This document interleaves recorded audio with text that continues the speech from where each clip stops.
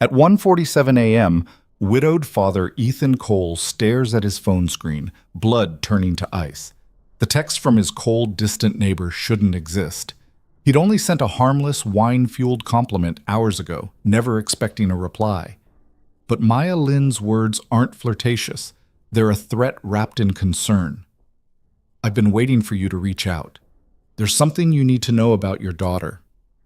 In the apartment below, his 8-year-old Sophie sleeps peacefully, unaware that the fragile world her father rebuilt after her mother's death is about to shatter. Some secrets don't stay buried. They move in next door and wait. If you're ready to discover what Maya knows about Sophie that Ethan doesn't, stay with me until the end. And please, hit that like button and drop a comment telling me what city you're watching from. I love seeing how far these stories travel. The notification sound cut through Ethan Cole's apartment like a blade through silk. Sharp, unexpected, wrong. His eyes snapped open in the darkness, heart already racing before his conscious mind could catch up. The blue glow of his phone on the nightstand pulsed once, twice, demanding attention. 1:47 a.m. Nothing good happened at 1:47 a.m. Ethan had learned that 3 years ago when the hospital called about Claire. His hand trembled slightly as he reached for the phone, that old muscle memory of grief making his chest tight. But when the screen lit up his face, the sender's name made him freeze entirely. Maya Lin, the neighbor in 4C, the woman he'd lived one floor above for 8 months without exchanging more than clipped hellos in the mailroom. The beautiful, cold enigma who seemed to exist behind a wall of deliberate distance, her dark eyes sliding past him and Sophie like they were furniture, fixtures, nothing worth acknowledging. The woman he'd texted 4 hours ago in a moment of wine courage and loneliness so profound it felt like drowning. Ethan's stomach dropped as memory flooded back. The bottle of Merlot he'd opened after putting Sophie to bed. The way he'd scrolled through his phone, feeling the silence of the apartment press against him like a living thing. The reckless impulse that made him open a new message and type words he'd never have written sober. You're beautiful. I see you in the lobby sometimes and wonder what it would be like to actually talk to you. Sorry if this is weird. Just needed to tell someone they're beautiful tonight. He'd hit send before he could stop himself, then immediately wanted to unsend it, delete it, burn his phone and move to another state. But the message had gone through with that little delivered confirmation, and Maya Lin hadn't responded. Not at 10:30 p.m. when he sent it. Not at 11 o'clock p.m. when he checked obsessively. Not at midnight when he finally fell into restless sleep, mortified by his own desperate transparency. Until now. Ethan's thumb hovered over the notification. Every instinct screamed not to open it, to pretend it hadn't arrived, to deal with whatever fallout came in the harsh light of day when he could think straight. But his hand moved anyway, muscle memory overriding reason. The message expanded on his screen, and the words made his blood turn to ice water in his veins. I've been waiting for you to reach out. There's something you need to know about your daughter. Ethan read it again, then again. The words didn't change. His daughter, not that's inappropriate, or please don't contact me again, or any of the rejections he'd braced himself for. Not even acknowledgement of what he'd written. Something you need to know about your daughter. Sophie. 8 years old, sleeping peacefully in the room next to his, her nightlight casting soft shadows of stars across her ceiling. Sophie with Claire's smile and Ethan's stubborn chin. Sophie who was his entire world, his reason for getting up every morning, his proof that life could be rebuilt even after it shattered completely. What could Maya Lin, a stranger practically, possibly know about Sophie that he didn't? The rational part of Ethan's brain tried to assert itself. This had to be a mistake, a misunderstanding, maybe even a bizarre joke. Maya barely looked at them. She certainly didn't know anything about his daughter beyond the basic facts visible to anyone in their building. Girl, elementary age, lives with her father in 5C. But the text didn't read like a joke. It read like a warning. Ethan sat up, his heart hammering against his ribs. The apartment around him felt suddenly unfamiliar in the darkness. Shapes wrong, shadows deep, the familiar geometry of his furniture transformed into something threatening. He'd spent 3 years making this place safe, making their lives stable, protecting Sophie from everything he could control. Control. That was the word that mattered, because there were so many things he couldn't control, hadn't been able to control. Claire's aneurysm. The way life could just end mid-sentence, mid-laugh, mid-everything. The way Sophie had looked at him in the hospital waiting room, 5 years old and waiting for her mother who would never come back. His fingers moved across the screen before he could think better of it. What do you mean? What about Sophie? He hit send, then stared at the screen. The message showed as delivered immediately. Then, almost instantly, 3 dots appeared. Maya was typing. The dots disappeared. They appeared again. Disappeared. Ethan counted his heartbeats, 12, 15, 20. The silence stretched. His phone felt heavy in his hand, dense with implications he couldn't yet understand. When the response finally came, it was a single line that somehow made everything worse. Not over text. I'm coming up. 5 minutes. No, Ethan whispered to the empty room. But his phone had already gone dark again, the conversation ended by Maya's unilateral decision. He stood, his legs shaky, and moved to Sophie's room on autopilot. The door was slightly ajar. He never closed it all the way, needed to hear her if she called out from nightmares or illness or any of the 1,000 things that could go wrong. He pushed it open slowly, the hinges silent from the oil he applied religiously every month. Sophie lay sprawled across her bed in the boneless way only children managed, her stuffed elephant clutched in one arm, her dark hair fanned across the pillow. She wore the purple pajamas Claire's mother had sent for her birthday last month. Too big, room to grow into, like everything in Sophie's life had become. Waiting to grow into clothes, into understanding, into a world that made sense without her mother in it. She looked perfect, peaceful, safe. What don't I know? Ethan murmured, his throat tight. Baby girl, what don't I know? Sophie didn't stir. Her breathing remained deep and even, the sleep of the innocent and the protected. Ethan wanted to wake her, to ask her if anything had happened, if anyone had approached her, if there was any shadow in her life he'd missed. But that was insane. She was 8. If something was wrong, if something had happened, he would know. Wouldn't he? A soft knock on his apartment door made him flinch. He glanced at his phone. Only 3 minutes had passed. Maya must have already been on her way up when she sent the text, or she'd run up the stairs. The urgency in that timing made his skin prickle. Ethan took one last look at Sophie, then quietly pulled her door shut until it was back to its usual position, open just enough. He moved through the dark living room, every step feeling significant, like he was walking towards something irreversible. Through the peephole, Maya Lynn stood in the hallway, and she looked nothing like the cold, composed woman he'd grown accustomed to avoiding. Her hair was loose around her shoulders instead of pulled back in her usual severe bun. She wore sweatpants and an oversized sweater, clothes for late-night emergency rather than careful presentation. And her face, even through the distortion of the peephole, he could see her eyes were red, her expression raw with something that looked like fear or grief or both. Ethan opened the door slowly, keeping it chained at first. Maya. Please, she said, her voice rough like she'd been crying. Please, I need to explain. I need to... She pressed her hand against the doorframe, steadying herself. I should have done this months ago, years ago. I'm so sorry. The apology, so unexpected and desperate, made Ethan's earlier suspicions collapse. Whatever this was, it wasn't a threat. At least not the kind he'd feared. He closed the door, unhooked the chain, and opened it fully. Maya stepped inside like she was crossing a threshold she'd forbidden herself from crossing for too long. Her eyes immediately went to Sophie's partially open door, and something complex flickered across her face. Longing and pain, and something else Ethan couldn't identify. You need to sit down, Maya said quietly, looking back at him. What I have to tell you is it's going to change things. Then just tell me. Ethan crossed his arms, trying to maintain some sense of control even as everything felt like it was sliding sideways. What do you know about Sophie? Why have you been watching us?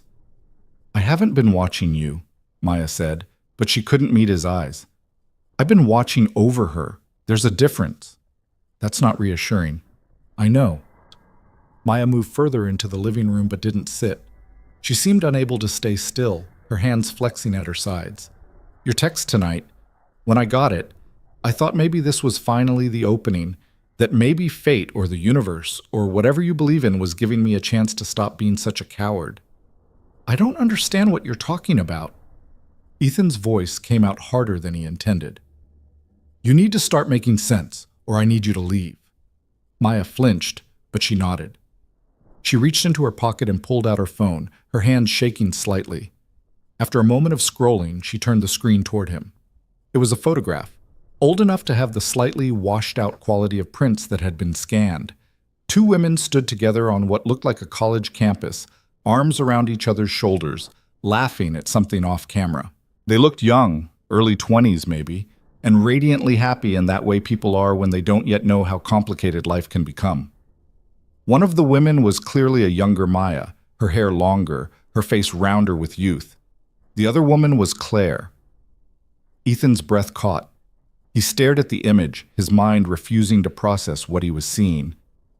That's your wife, Maya finished softly.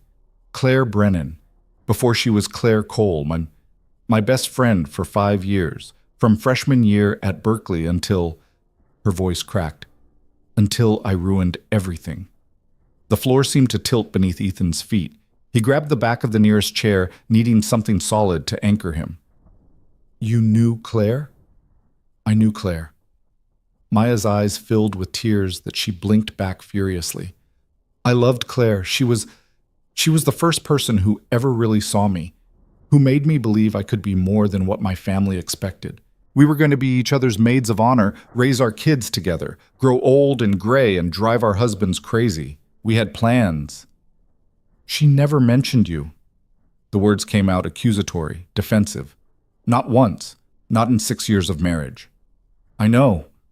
Maya's face twisted with pain. Because I destroyed our friendship so completely that I became someone she needed to erase, someone she couldn't bear to remember. Ethan's hands were shaking now too. Nothing about this made sense. Claire had talked about her college days, about her friends, about the life she'd lived before they met at that networking event in San Francisco 7 years ago. She'd shown him photos, told him stories, introduced him to her college roommate Amanda when they'd visited Portland. But Maya? This woman standing in his living room at 2 a.m, claiming to have been Claire's best friend? I don't believe you, he said, but his voice lacked conviction. Maya nodded like she'd expected this. She scrolled on her phone again, then held it out. This time it showed a screenshot of an old email, dated April 2013, a year before Ethan met Claire. The sender was listed as Claire Brennan. Maya, I hope you're well, wherever you are. I'm writing this knowing you'll probably never read it, that you changed your email after everything happened. Maybe that's for the best. I wanted you to know that I'm getting married. His name is Ethan, and he's good and kind and nothing like the men we used to joke about in college.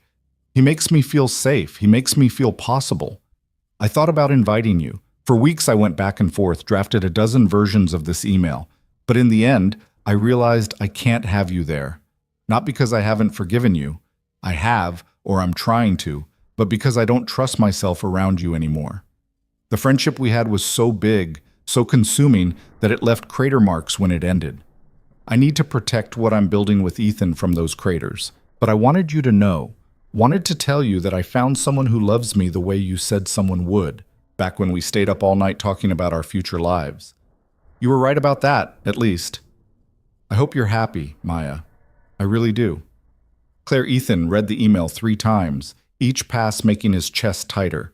The words were undeniably Claire's, her rhythm, her careful thoughtfulness, even her tendency to repeat herself when emotions ran high. And the details matched too perfectly to be fabricated. He'd proposed to Claire in April 2013. She'd said yes immediately, her eyes bright with tears, like she'd been waiting for someone to choose her that completely. What did you do? The question came out barely above a whisper. What did you do to her that she couldn't forgive? Maya's face crumpled, but she fought for composure. I betrayed her trust in the worst way I knew how. We were 23, and Claire had been dating this guy, Connor, for about 6 months. He was wrong for her. I knew it. Everyone knew it. He was charming, but unreliable. The kind of guy who made big promises and never followed through. But Claire saw something in him, or wanted to see it, the way you do when you're young and still believe you can fix people. She paused, swallowing hard. I convinced myself I was protecting her when I told Connor she was too good for him, that he should end it before he hurt her worse. But really, I was jealous. Jealous of the time she spent with him, jealous that someone else was becoming her priority. I didn't understand then that love isn't a finite resource, that Claire choosing Connor didn't mean she was unchoosing me. That doesn't sound unforgivable, Ethan said, though his voice was cautious. That's not the unforgivable part. Maya's hands clenched into fists. Connor took what I said as permission. He broke up with Claire out of nowhere, told her he'd realized he wasn't good enough for her, used my exact words. And Claire was devastated. She came to me crying, asking me to help her understand what happened, and Maya's voice broke completely. She pressed her hand over her mouth, breathing hard through her nose until she could continue. I didn't tell her. I held her while she cried, and I didn't tell her it was my fault. For weeks I kept quiet, let her think Connor had come to that realization on his own. Let her process it as his rejection instead of my manipulation. And then Connor told someone who told someone else, and eventually the truth got back to Claire. Not from me. Never from me. I made her hear it from rumors and gossip. The silence that followed was heavy, dense with old betrayals and the weight of choices that couldn't be unmade. Ethan tried to imagine Claire in that moment, young, heartbroken, discovering that her best friend had orchestrated her pain and then lied about it. He'd known his wife as a woman of fierce loyalty and equally fierce standards. She'd cut people out of her life before when they'd proven themselves untrustworthy. She told him once that she valued honesty above almost everything else, because lies were how people hurt you twice. She never spoke to you again, Ethan said. It wasn't a question. She gave me one chance to explain, Maya said quietly. One conversation where she sat across from me in our favorite coffee shop and asked me to tell her why. And I tried to explain about the jealousy, about my fear of losing her, about how I'd convinced myself I was protecting her. But the words came out hollow and selfish and insufficient because that's what they were. You can't dress up betrayal and make it look like love. Maya wiped at her eyes roughly. She told me she understood why I did it, but understanding and forgiving weren't the same thing. She said she needed a friend she could trust completely, without second-guessing every word and action, and I wasn't that friend anymore. Might never be that friend again. Then she got up and walked out of my life. So why are you here? Ethan's voice came out strained. Why move into this building? Why watch Sophie from a distance like some kind of... He couldn't finish the sentence. Because Claire forgave me. Maya said it simply, but the words landed like a bomb. Not then, not for years. But eventually, she did. She pulled something else from her pocket. An envelope, worn at the edges like it had been handled many times. The front bore Claire's handwriting, that distinctive, slightly slanted script Ethan had seen on grocery lists and birthday cards, and the note she'd left him the morning she died. Taking Sophie to school, then hitting the gym. Love you. Bring home Thai food? She sent this to me 2 months before she died, Maya said, holding the envelope like it was precious and fragile. I don't know how she found my address. I'd moved 4 times since college. But Claire always was better at finding things than losing them. Ethan took the envelope with numb fingers. It was addressed to Maya Lynn at an address in Los Angeles, with a Berkeley return address label. Claire had still been using those labels when Ethan met her, the last remnant of her college days that she'd refused to throw away. Open it, Maya said softly. Please, you need to see what she wrote. Inside was a single piece of Claire's stationery, the cream-colored kind she'd used for important correspondence, the kind that made words feel more official, more permanent. Ethan's vision blurred slightly as he unfolded the letter, seeing his wife's handwriting sprawling across the page in the precise lines she'd always maintained. Dear Maya, it's been 11 years. 11 years since I walked out of that coffee shop and decided I couldn't trust you anymore. 11 years of carrying around the shape of your absence, the place where my best friend used to be. I'm writing this because I've learned something about forgiveness that I wish I'd understood when I was 23. Forgiveness isn't about forgetting what someone did, or pretending it didn't hurt, or even necessarily letting that person back into your life. Sometimes forgiveness is just about putting down the weight of anger so you can move forward without dragging it behind you. I forgive you, Maya. Not because what you did was okay, it wasn't.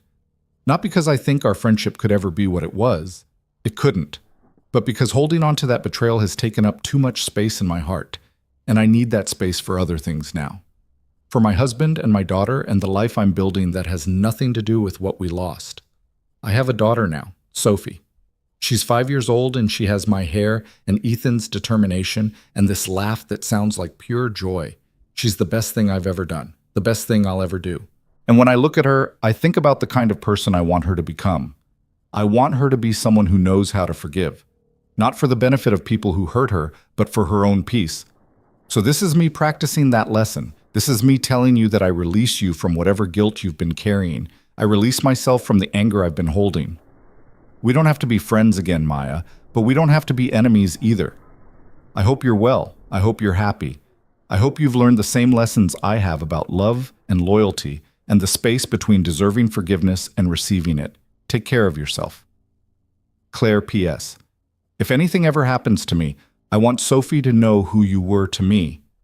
Not the betrayal, that's our story, and it should die with us. But the friendship we had before that. The way you made me laugh until I couldn't breathe. The way you believed in me when I didn't believe in myself. She should know that her mother was loved fiercely by a friend who, despite everything, taught her important things about trust and boundaries and the limits of forgiveness. I've enclosed something that belonged to both of us once. If the day comes when she needs to know about you, give it to her from both of us. Ethan's hands were shaking so hard the paper rattled. He read the postscript again, his mind catching on those words. If anything ever happens to me. Claire had written this 2 months before the aneurysm. 2 months before she'd dropped Sophie off at school, gone to the gym, and collapsed in the parking lot while texting Ethan about dinner plans. 2 months before a blood vessel in her brain had burst without warning, stealing her from their lives in the space between one heartbeat and the next. Had she known? Had she felt something, some premonition that her time was running out? Or was this just the kind of thing mothers thought about, the weight of responsibility making them plan for every contingency? There was something else in the envelope, Maya said quietly, pulling a small velvet pouch from her pocket. This. She opened the pouch and tipped its contents into Ethan's palm. A delicate silver bracelet spilled out, the links fine and intricate, with a small charm dangling from it, a lotus flower, beautifully detailed despite its tiny size. Claire and I bought matching bracelets our sophomore year, Maya explained, holding out her wrist. An identical bracelet circled it, the silver tarnished slightly with age but still beautiful. We found them at this tiny shop in Berkeley, run by this old woman who told us lotus flowers meant rebirth and new beginnings. We were so young and idealistic, we thought friendship was forever, that we'd wear these bracelets until we were old women comparing grandchildren. Maya touched her bracelet with gentle fingers. After our fight, I couldn't wear mine anymore. It felt like a lie. But I couldn't throw it away either. Kept it in a drawer for years, this reminder of everything I'd destroyed. When Claire sent hers to me with that letter, I understood what she was saying. That some things could be reborn even after they died. That new beginnings were possible even after the worst endings. Ethan closed his fingers around the bracelet, feeling the cool metal against his skin. This had touched Claire's wrist. She'd worn it, saved it, sent it to Maya with instructions about Sophie. His daughter's name in his wife's handwriting, connected to this woman he'd never known existed until tonight. You moved into this building because of the letter, he said slowly, pieces clicking into place. You've been here 8 months? You knew we lived here. Maya nodded. I found out through a mutual friend from college, Amanda, actually. She mentioned running into Claire's husband and daughter at a park, said which neighborhood you lived in. It took me 2 months to work up the courage to look up your address, and then another 3 months to find an apartment in this building. I told myself I just wanted to see Sophie from a distance, to honor Claire's wish that I be part of her life in some small way. I didn't plan to approach you. I wasn't even sure I had the right to exist in her orbit. But you've been watching her. Ethan heard the accusation in his own voice, couldn't soften it. Yes. Maya didn't make excuses. I've watched her get on the school bus in the morning, watched her come home with art projects and library books, watched her grow taller, watched her smile start to come back after...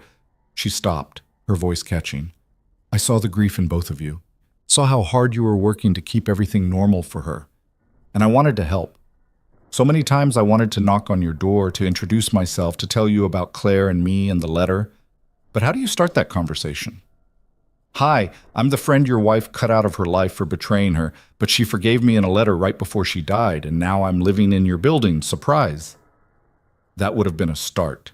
Ethan's voice came out sharper than he intended, all the shock and confusion of the last hour crystallizing into anger. Any time in the last 8 months would have been a start.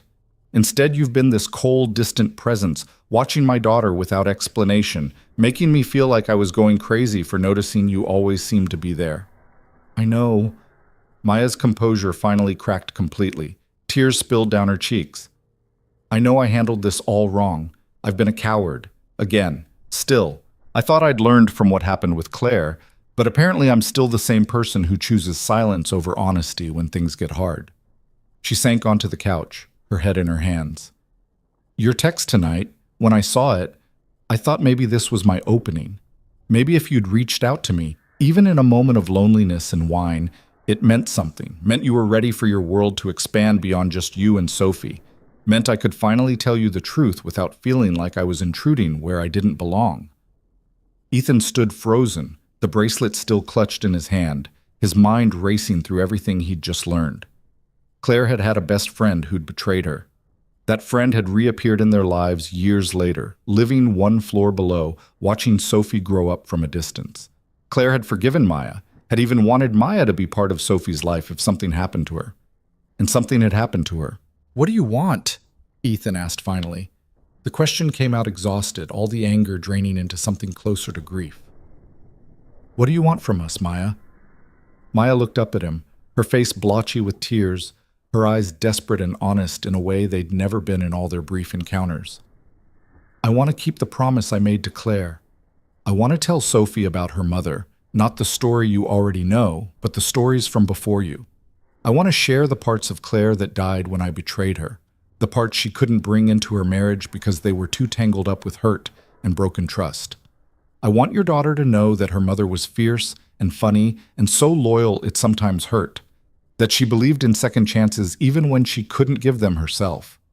She wiped at her face with the back of her hand.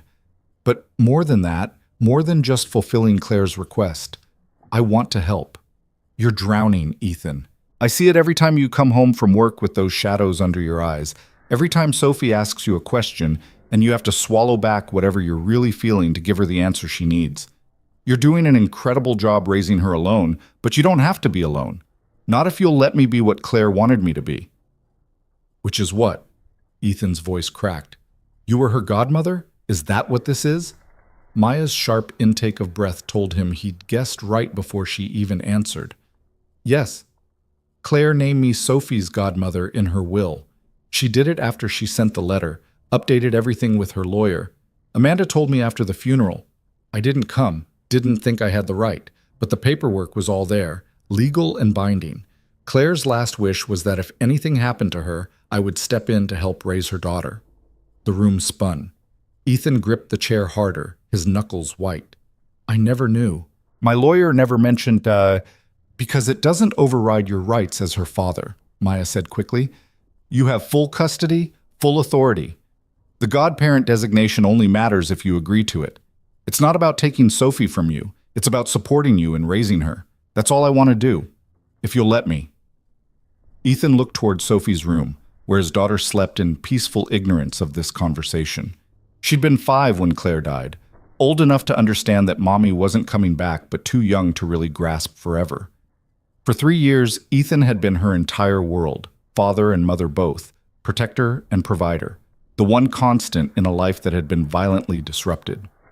The idea of letting someone else into that world, into the careful structure he'd built around his grief and Sophie's needs, felt impossible and terrifying, and somehow, inexplicably, like relief. I need time, he said finally. I need to think about this, process it, figure out. He gestured helplessly at the space between them. All of this. Of course. Maya stood, wiping at her face again. She looked smaller somehow, diminished by honesty. Take all the time you need. I'll be here. 1 floor down, like I have been. But now you know why. She moved toward the door, then stopped, turning back. The bracelet. It's Sophie's now. When you're ready to tell her about me, about Claire and our friendship, give it to her. She should have something that connects her to that part of her mother's life. Ethan nodded, unable to form words. Maya let herself out quietly, the door clicking shut behind her with a soft finality that somehow felt like a beginning rather than an ending. Alone in his living room, surrounded by the evidence of the life he'd built with Claire and continued without her, Ethan opened his hand and looked at the bracelet again. The lotus flower caught the dim light from the kitchen, throwing tiny shadows across his palm. Rebirth. New beginnings. Claire had believed in those things even after Maya's betrayal. She'd believed in them enough to forgive, to open a door she'd once slammed shut, to make provisions for a friendship to live on through their daughter even though she couldn't maintain it herself. Ethan moved to Sophie's door and pushed it open slowly. His daughter had shifted in her sleep, the stuffed elephant now abandoned at the foot of the bed, her hand curled under her cheek in a gesture so reminiscent of Claire it made his chest ache. "Your mother had secrets too," he whispered to the sleeping child. "Things she kept from both of us. Things she was protecting us from, or protecting herself from, or maybe just things she wasn't ready to face until it was too late." He stepped into the room and gently pulled Sophie's blanket up higher, tucking it around her shoulders. She murmured something in her sleep but didn't wake. "There's a woman one floor down who loved your mother before I ever met her," Ethan continued softly, "who knew her in ways I never did, who hurt her and lost her, and somehow earned her forgiveness anyway. And your mother wanted her in your life, wanted her to help raise you if something happened. She must have believed Maya had changed, must have believed that second chances were worth the risk." Sophie's breathing remained deep and even, her face peaceful in the glow of her nightlight. She looked so much like Claire in that moment, the same delicate features, the same serene expression when deeply asleep. But she had parts of Ethan too, and parts that were purely her own. She was becoming her own person, separate from both her parents, shaped by their love, but not defined by their losses. "I don't know what to do," Ethan admitted to his sleeping daughter. "I don't know if I can trust Maya, if I can let her into our lives when she was essentially a stranger to me until tonight. But your mother trusted her enough to forgive her, trusted her enough to make her your godmother, and I trusted your mother's judgment about everything else. So maybe—" He stopped, his throat too tight to continue. The bracelet was still in his hand, the metal warming from his grip. He set it carefully on Sophie's dresser, next to the photo of Claire that Sophie kissed every night before bed. The two pieces of his wife's past, the picture from their present, and the jewelry from her history, sitting side by side in the darkness. "Maybe we can find a way to honor her wishes," Ethan finished quietly. "Even the ones she kept hidden until it was too late to ask her what she really meant." He left Sophie's room and returned to his own bed, but sleep was impossible. He lay in the darkness, staring at the ceiling, replaying every interaction he'd ever had with Maya. The way she'd stiffened when he'd held the door for her in the lobby. The way her eyes had tracked Sophie getting on the school bus before quickly looking away. The way she'd sometimes appeared in the laundry room at the same time as him, maintaining careful distance while clearly aware of his presence. Not coldness, he realized now. Fear. She'd been afraid of approaching them, afraid of disrupting their lives, afraid of being rejected the way Claire had rejected her. And he'd sent her that text, that stupid, wine-soaked, desperate text about beauty and loneliness and needing to tell someone they mattered. He'd opened a door without knowing it, given Maya the permission she'd been waiting for to finally tell the truth. His phone sat on the nightstand, dark and silent now. Ethan picked it up and scrolled back through the brief conversation that had led to this chaos. His message looked painfully transparent in retrospect. "You're beautiful. I see you in the lobby sometimes and wonder what it would be like to actually talk to you." Maya's response, "I've been waiting for you to reach out." She'd been waiting.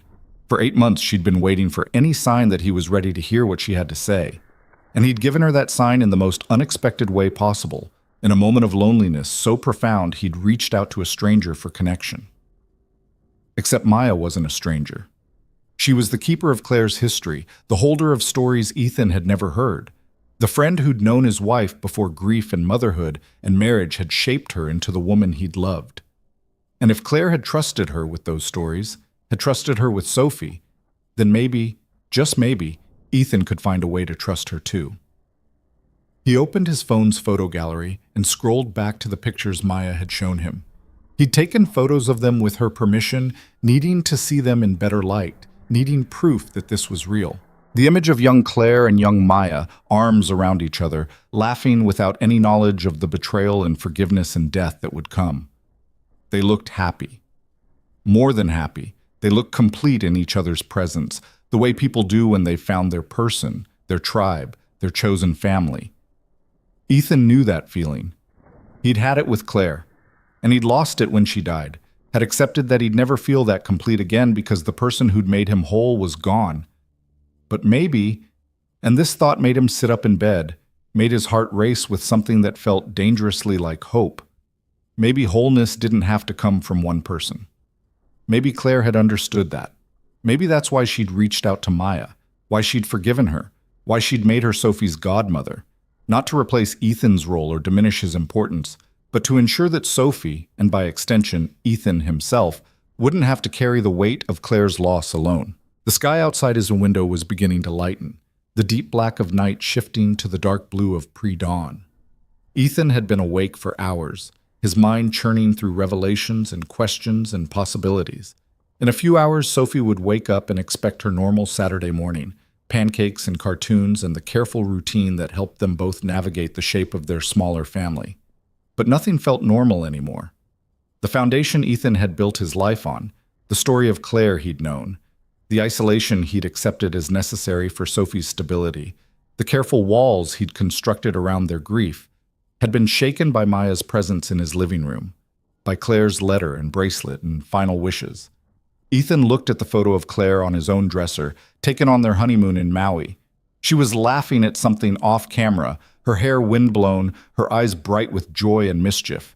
She looked like someone who knew how to forgive, someone who understood that life was too short and too complicated to hold on to anger when love was still possible. "You should have told me," he said to the photo, "about Maya, about the past, about your plans if something happened. We should have talked about this together." But Claire couldn't answer. She'd been gone for 3 years, and all Ethan had left were her decisions, her letters, her mysterious forgiveness of a friend he'd never known existed. He had to decide now, without her input, whether to honor her final wish or protect the life he'd built from new complications. The decision felt enormous, irrevocable, like choosing a path that would determine not just his future, but Sophie's. Let Maya in, and everything would change. Keep her out, and he'd be refusing Claire's last request, denying Sophie a connection to her mother's past. There was no right answer. There was only trust, in Claire's judgment, in Maya's transformation, in his own ability to protect Sophie while still allowing their world to expand beyond the tight boundaries of grief.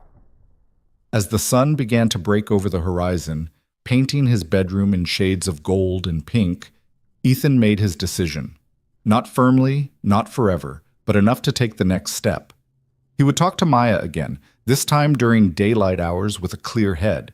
He would ask the hard questions, demand honesty, establish boundaries. And if Maya proved herself worthy of Claire's faith, then maybe he could find a way to let her into their lives.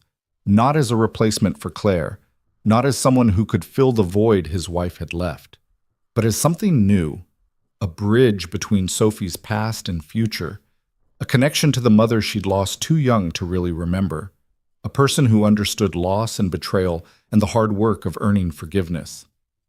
The bracelet still sat on Sophie's dresser, waiting. The letter was tucked safely in Ethan's drawer, evidence of Claire's secret history. And 1 floor below, Maya Lynn was probably lying awake too, wondering if she'd finally told the truth or simply destroyed any chance of keeping her promise to her old friend.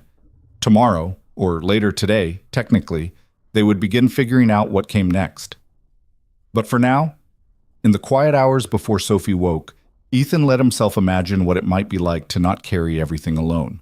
To have someone who knew Claire in ways he never could, who could tell Sophie stories he'd never heard, who could help shoulder the enormous responsibility of raising a child while honoring a dead woman's memory. It felt dangerous and necessary in equal measure. Like opening a door he'd kept locked for 3 years. not knowing whether what came through would be salvation or destruction. But Claire had believed in opening that door.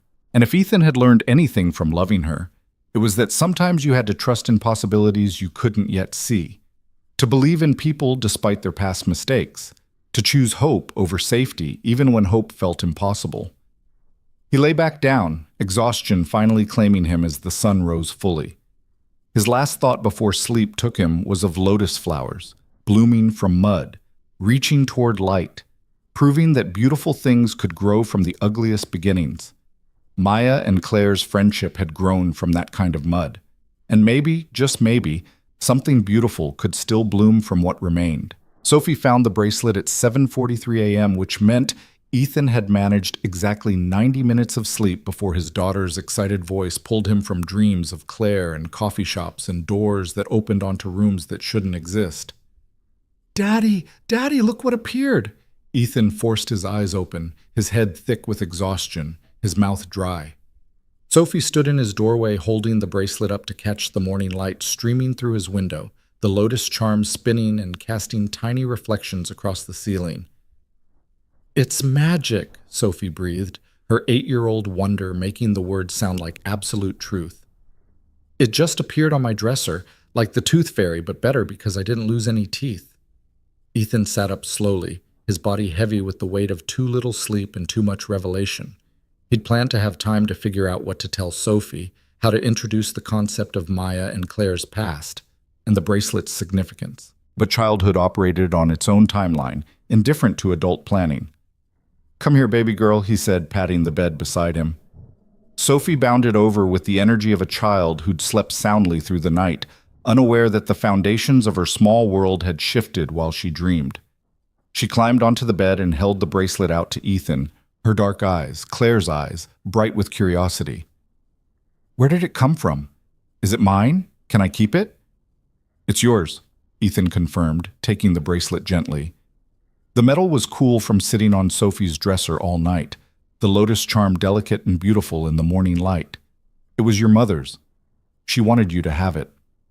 Sophie's expression shifted immediately, the excitement tempering into something more complex. She'd learned early that anything connected to her mother carried weight, required careful handling. "Mommy's bracelet?" "Yes. She wore it when she was younger, before she met me. Before you were born." Ethan fastened the bracelet around Sophie's thin wrist, adjusting the clasp carefully. It was too big for her, would slide around, but she could grow into it. Everything about childhood was growing into things: clothes, understanding, grief. "She saved it for you." Sophie held her wrist up, turning it to watch the bracelet catch the light. "It's pretty. What's the flower?" "A lotus. They're special flowers that grow in muddy water but bloom clean and beautiful. Your mother thought they meant new beginnings. Like when we moved to this apartment after Mommy died?" Sophie's voice was matter-of-fact in the way children's voices were about death when it had become part of their normal. "You said that was a new beginning." Ethan's chest tightened. "Exactly like that." Sophie was quiet for a moment, still studying the bracelet. Then she looked up at him with that direct, unflinching gaze that sometimes made her seem much older than 8. "Is something else new beginning now? You look like you do when things are changing." He should have known she'd notice. Sophie had become attuned to his moods over the past 3 years, could read his expressions the way other children read picture books.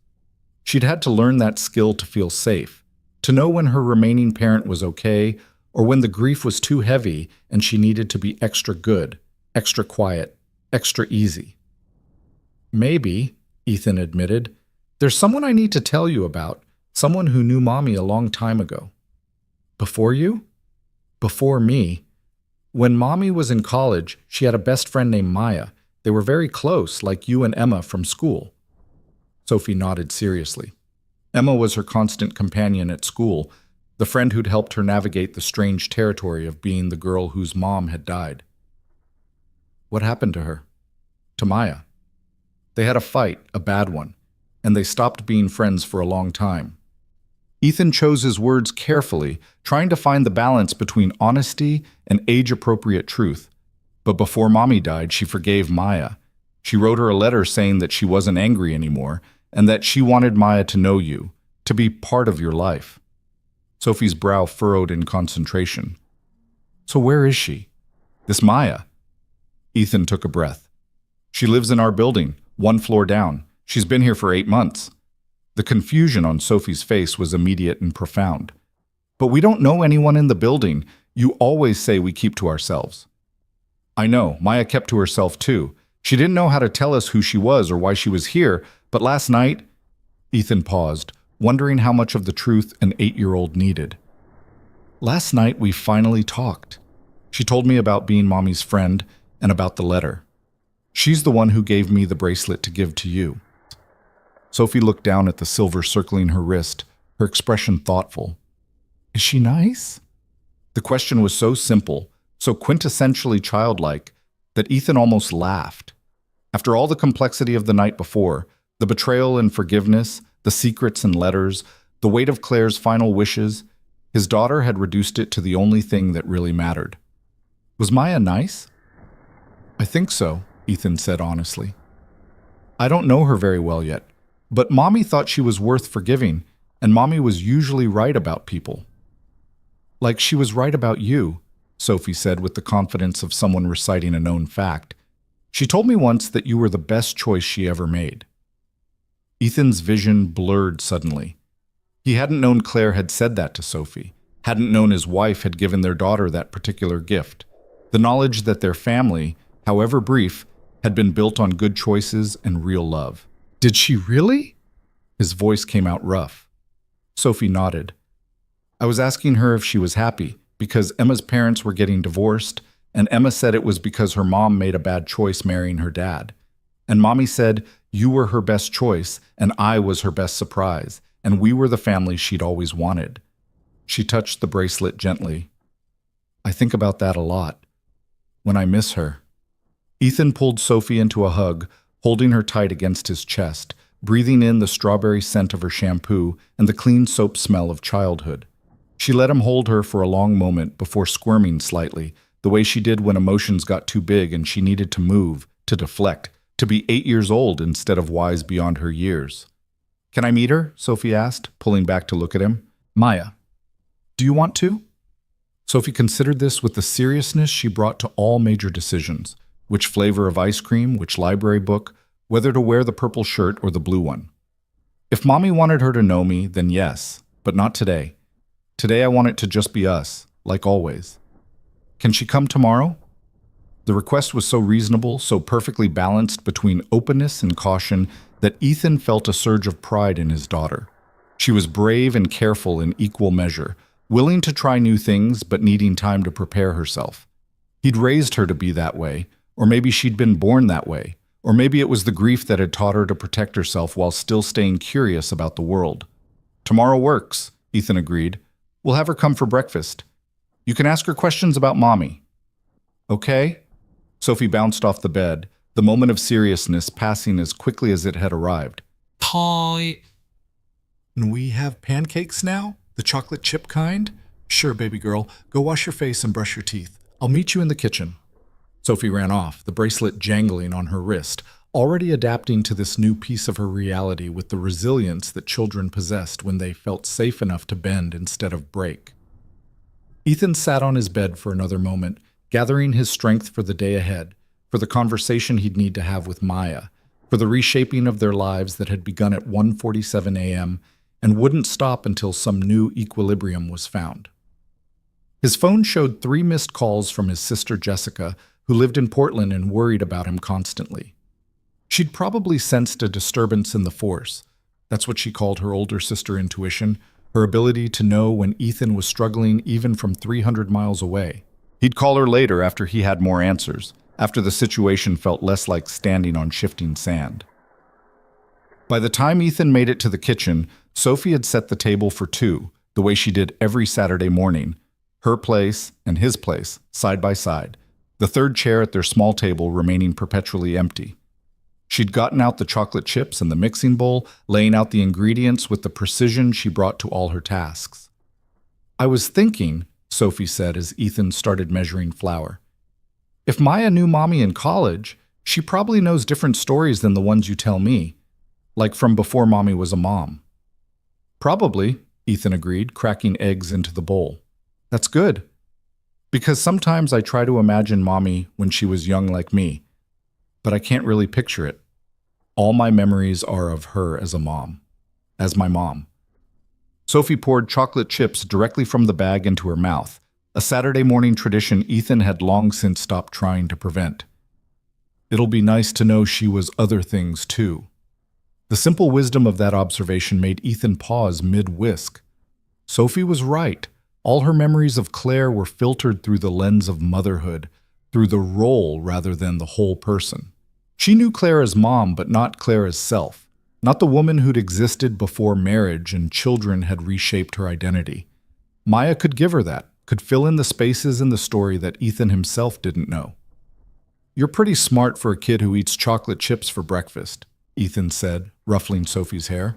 That's because chocolate makes your brain work better. It's science. They fell into the comfortable rhythm of Saturday morning pancake making, the conversation drifting to easier topics.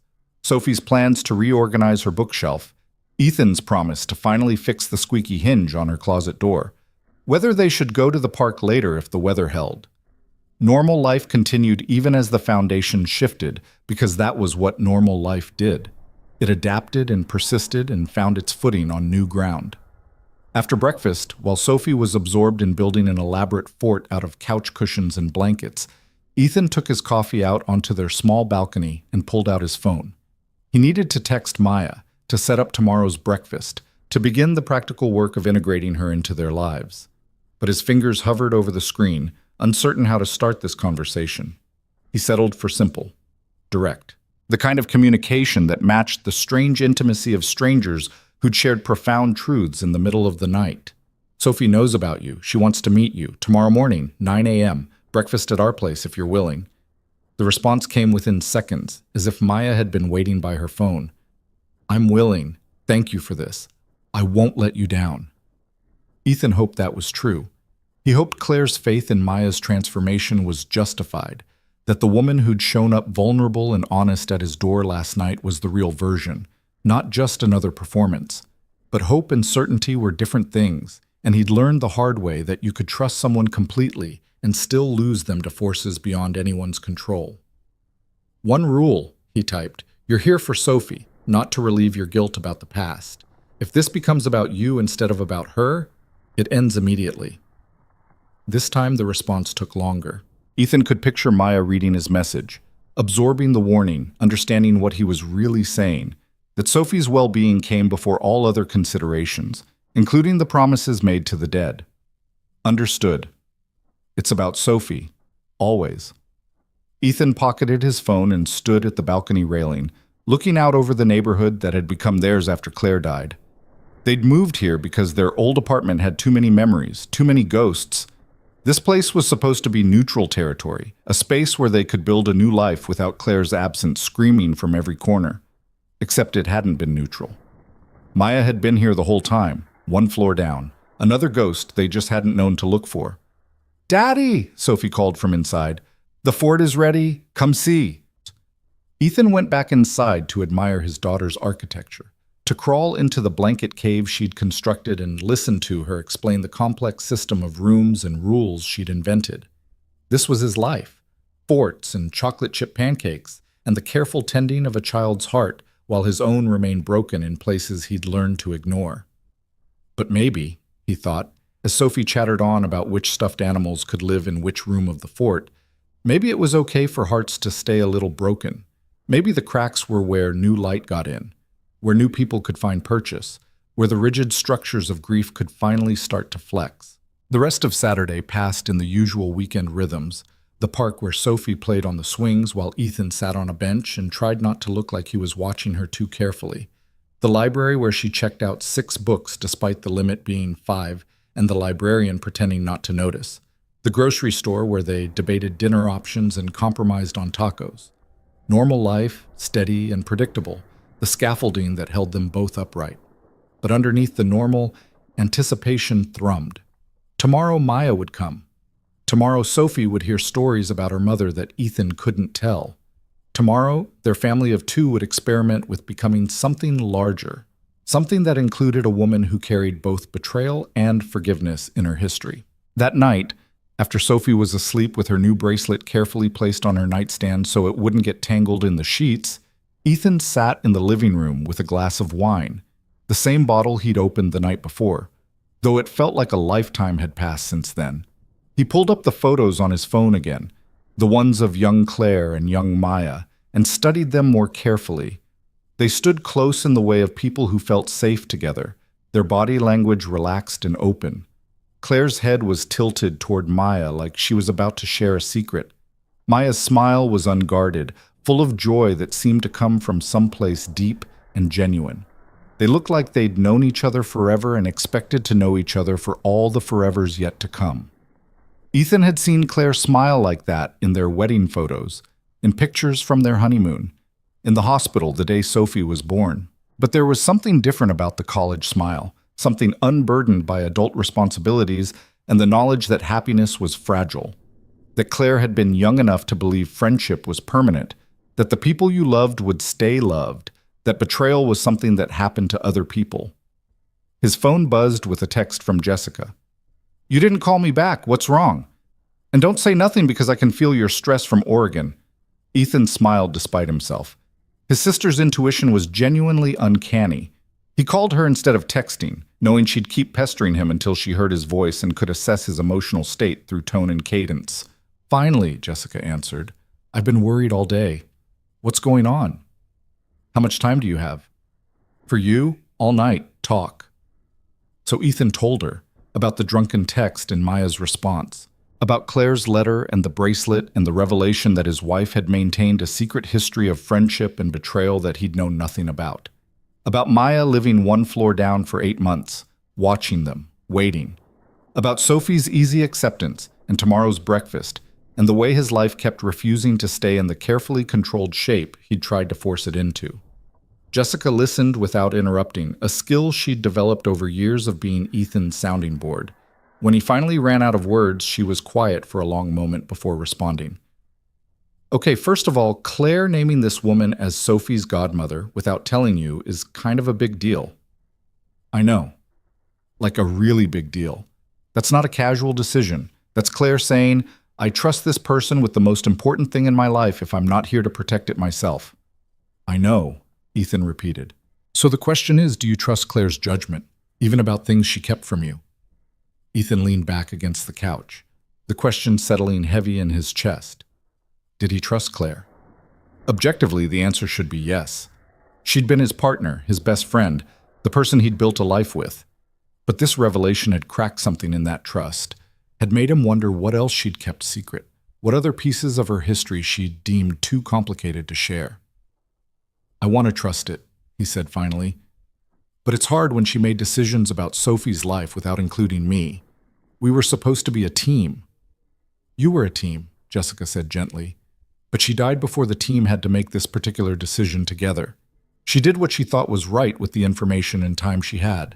You can be hurt about that and still honor what she wanted. That's what I'm trying to do. Why I invited Maya for breakfast tomorrow. But I'm terrified I'm making a mistake. What if Maya hurts Sophie somehow? What if letting her in makes everything harder instead of easier? Then you'll deal with it. You'll set boundaries, you'll protect Sophie, you'll do what you've been doing for 3 years, putting your daughter first and figuring out the rest as you go." Jessica's voice was firm, confident in him in a way he rarely felt confident in himself. "But Ethan, you can't protect Sophie from every possible hurt, and you can't keep your lives so small and closed off that there's no room for anything new to come in. That's not protecting her. That's suffocating both of you." The words stung because they were true. Ethan had been keeping their lives small, contained, manageable. It had felt necessary in the immediate aftermath of Claire's death, when every day was about survival and basic functioning. But somewhere along the way, survival mode had become permanent. He'd stopped letting people in, stopped accepting invitations, stopped imagining a future that looked different from their current careful existence. "When did you get so wise?" Ethan asked, his voice rough. "I've always been wise. You just don't listen to me enough." Jessica's tone softened. "Give Maya a chance. If Claire believed in her enough to forgive her and name her Sophie's godmother, There must be something there worth believing in. And maybe, just maybe, having another adult in your life who understands loss and complicated grief could be good for you too, not just for Sophie. After they hung up, Ethan sat in the quiet apartment and let himself imagine what it might be like to have help. Real help. Not just the occasional babysitter or his sister's long-distance support. Someone who could share the weight of raising Sophie, who could offer another perspective, who could be present in the daily small moments that made up a child's life. It felt dangerous to want that, dangerous to hope for it. Because wanting things, hoping for things, meant risking disappointment when reality failed to measure up.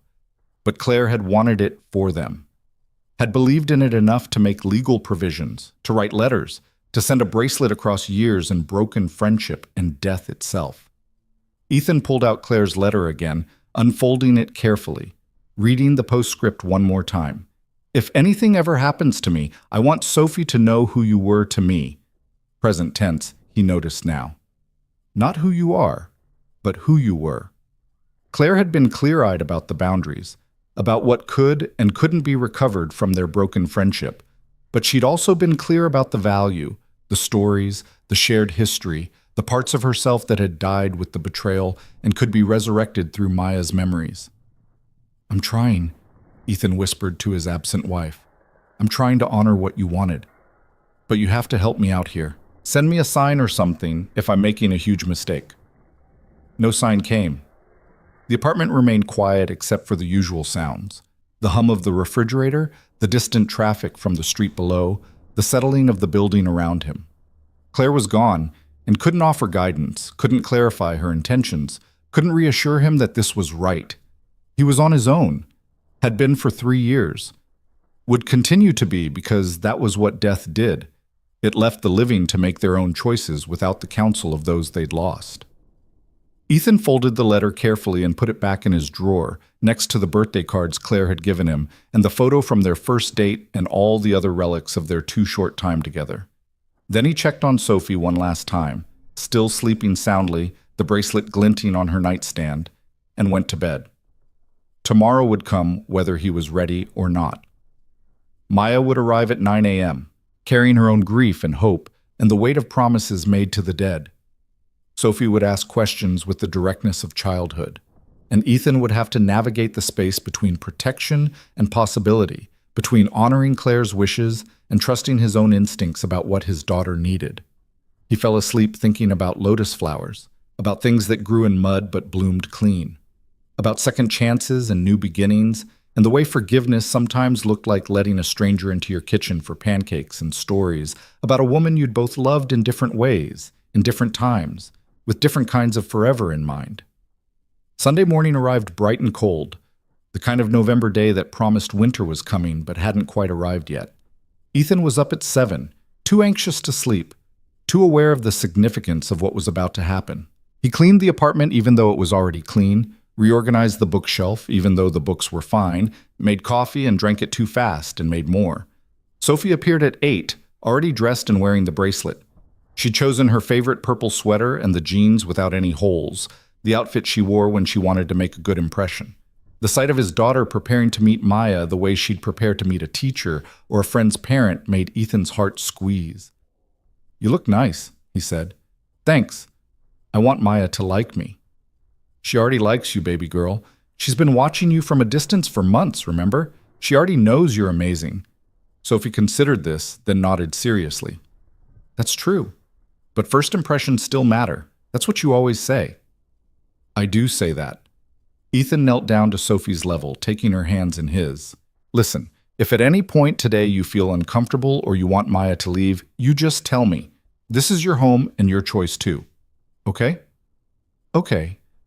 But I think it'll be fine. Sophie squeezed his hands back. Mommy was smart about people. If she liked Maya, then Maya must be likable. The doorbell rang at exactly 9 o'clock, punctual to the minute in a way that suggested Maya had been waiting in the hallway, watching the time, making sure not to be early or late. Ethan opened the door to find Maya looking as nervous as he felt. She wore dark jeans and a soft gray sweater, her hair pulled back simply, her face free of makeup except for a touch of mascara that emphasized her dark eyes. She looked younger than she had at 2 a.m., more vulnerable, like she'd shed some protective layer and was showing up as her actual self rather than who she thought she should be. "Hi," Maya said, her voice quiet.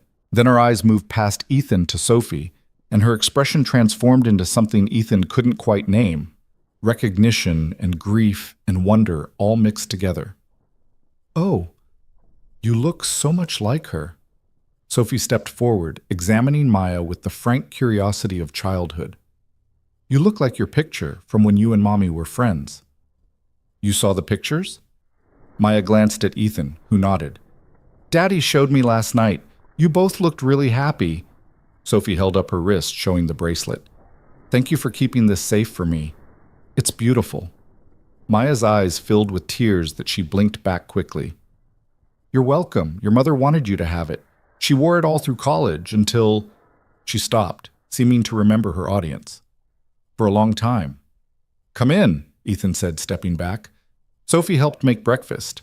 We have pancakes, bacon, fruit, and slightly burnt toast because someone insisted on helping and the toaster settings are tricky. "I like burnt toast," Maya said, smiling at Sophie. "It has more character." They moved to the kitchen table, the three of them arranging themselves in an awkward triangle around the space that usually only held two. Ethan served breakfast while Sophie chattered nervously about school and her friends and the book she was currently reading, filling the silence with words the way children did when they sensed adults were uncomfortable. Maya listened carefully, asking small questions, laughing at Sophie's jokes, clearly trying to find her footing in this strange new dynamic. Ethan watched them both, ready to intervene if needed, but also trying to step back and let the connection form naturally. "Can you tell me a story about Mommy?" Sophie asked finally, once the initial nervousness had worn off enough for her to ask what she really wanted to know. "From before she was my mom?" Maya set down her fork, her expression thoughtful. "What kind of story would you like to hear?" "A happy one. Daddy tells me happy stories about after they got married, but I don't know many from before. From when she was young like me." Maya's smile was soft, distant, remembering. "Well, your mother was terrible at cooking, like genuinely awful. Our sophomore year, she decided she was going to learn how to make lasagna from scratch because her grandmother had made the best lasagna in the world, and she wanted to recreate it. She got a recipe book, bought all these expensive ingredients, and spent an entire Saturday in our tiny dorm kitchen making this elaborate, complicated lasagna." Sophie leaned forward, engaged. "What happened?" "She forgot to cook the noodles first, just layered them in raw, thinking they'd cook in the oven." Maya laughed, the sound genuine and warm. "The whole thing came out this dense, crunchy disaster. The noodles were like cardboard. The cheese was burnt on top and cold in the middle, and the sauce had somehow evaporated into this weird paste. It was inedible." "What did you do?" Ethan asked, drawn into the story despite himself. "We ordered pizza and ate it sitting on the floor of the kitchen, laughing so hard we were crying. And your mother, Claire, she looked at this horrible lasagna she'd spent hours making and said, 'Well, at least I tried. That's what matters.' She always believed that trying was worth more than succeeding. That effort counted even when results didn't work out."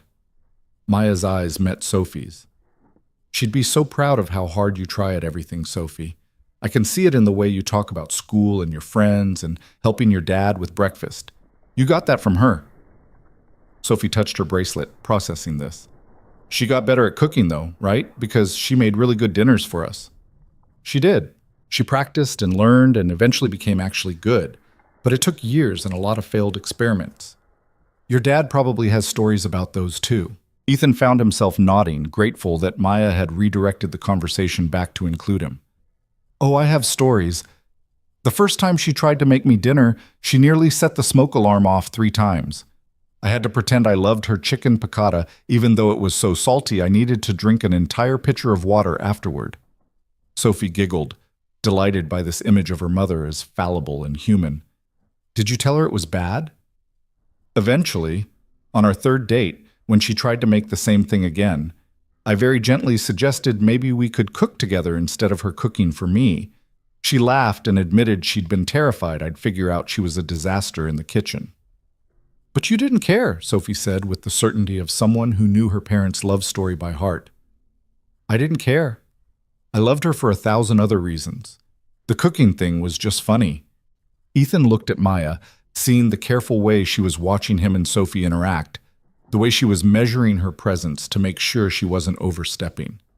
But I didn't know about the lasagna incident. That's a good story. There are lots of stories, Maya said softly. Years of them. Things I thought I'd never get to share with anyone who'd understand why they mattered. The moment hung there, waited with everything unspoken. The lost years, the broken friendship, the death that had created this strange opening for reconnection. Sophie seemed to sense the heaviness because she reached across the table and touched Maya's hand briefly, a gesture so natural and compassionate that both adults stilled. "It's okay to be sad about Mommy," Sophie said with the wisdom of a child who'd learned to name emotions early. "Daddy gets sad sometimes, too. We're allowed to miss her." Maya's composure cracked visibly. She pressed her hand over her mouth, trying to hold back tears, but they came anyway, quiet, steady, the kind of crying that came from a place too deep for noise. Ethan handed her a napkin without comment, letting her have the moment, understanding that sometimes grief needed to be witnessed rather than comforted away. "I'm sorry," Maya managed after a minute, wiping at her face. "I didn't mean to fall apart at breakfast." "You're not falling apart," Sophie said matter-of-factly. "You're just crying. That's different. Falling apart is when you can't do anything else. Crying is just one thing you're doing."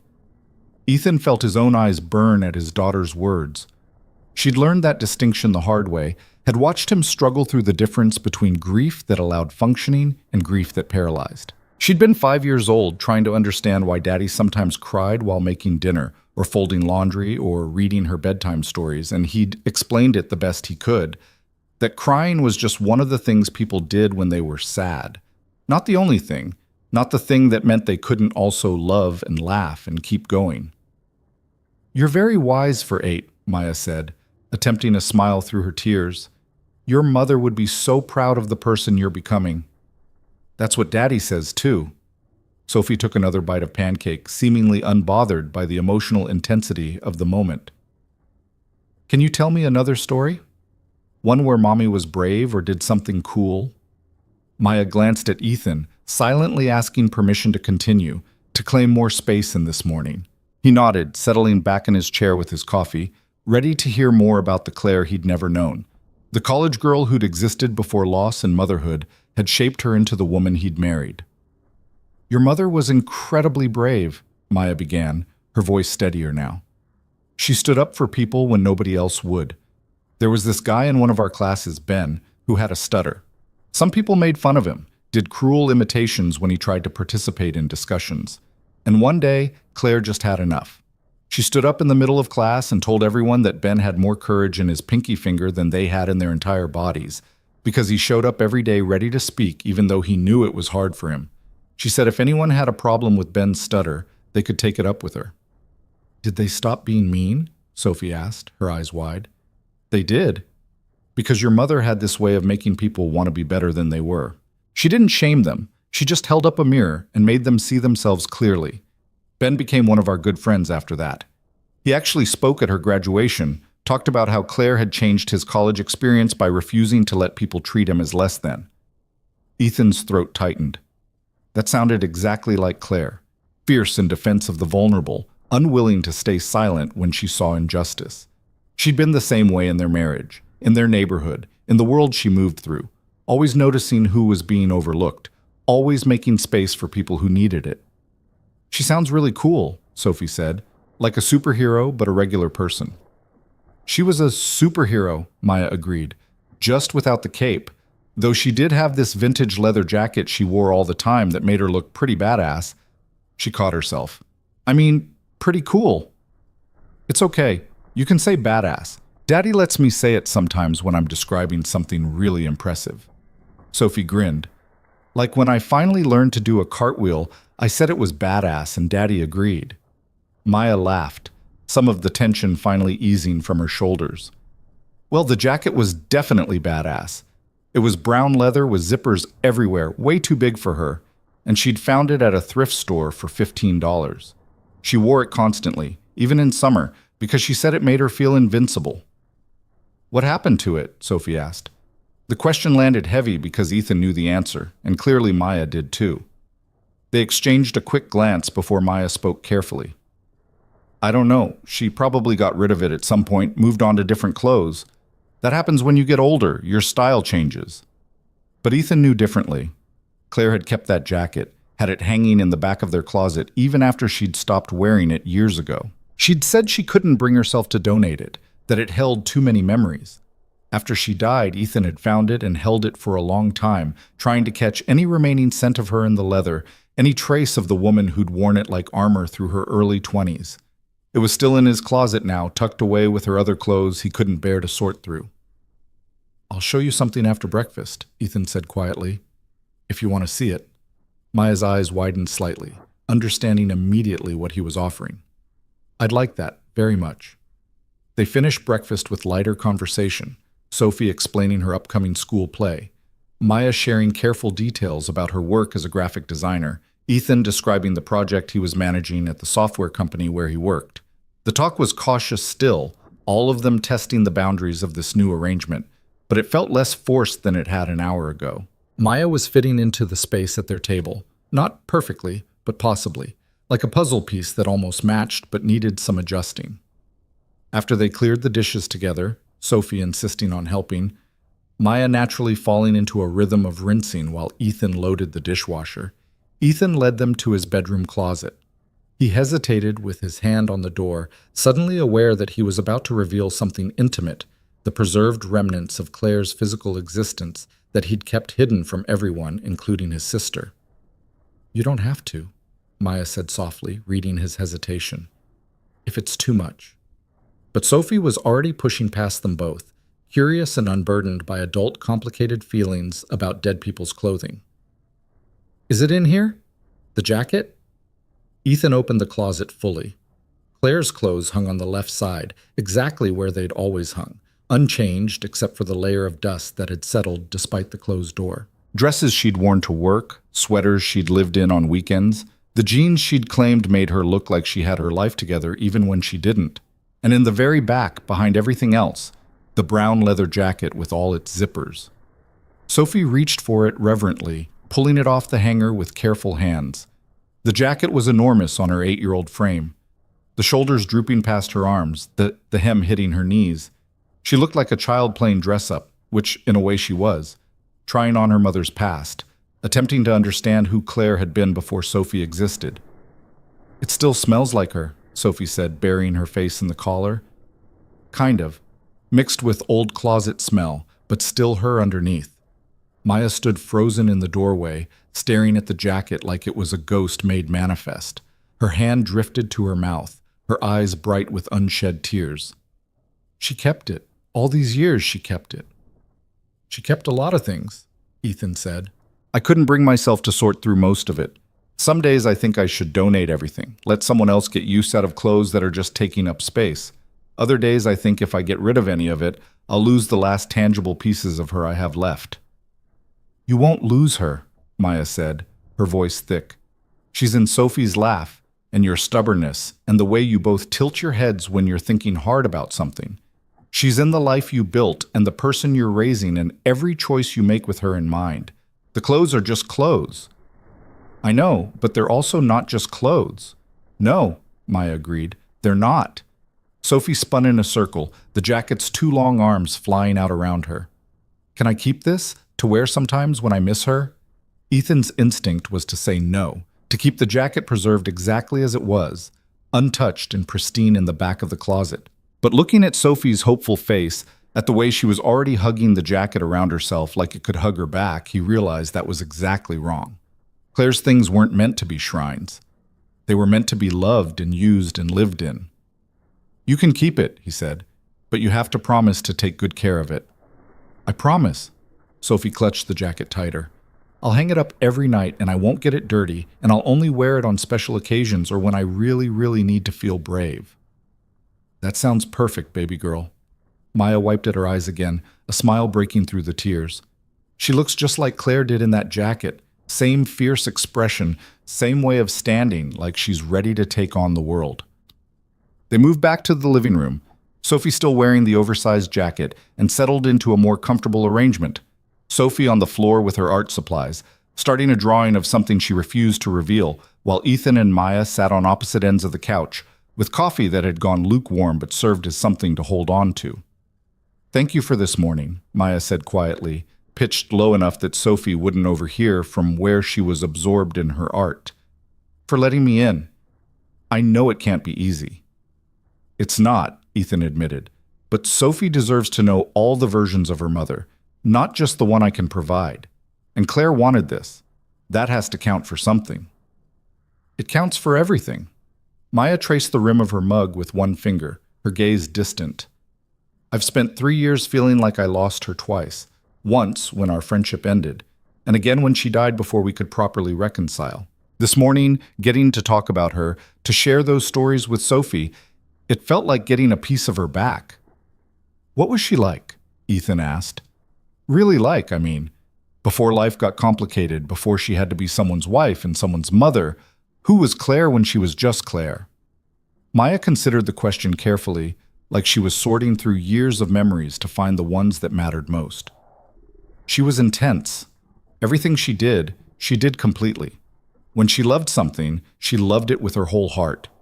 When she believed in something, she fought for it without compromise. She could be stubborn as hell, refused to back down even when she was clearly wrong.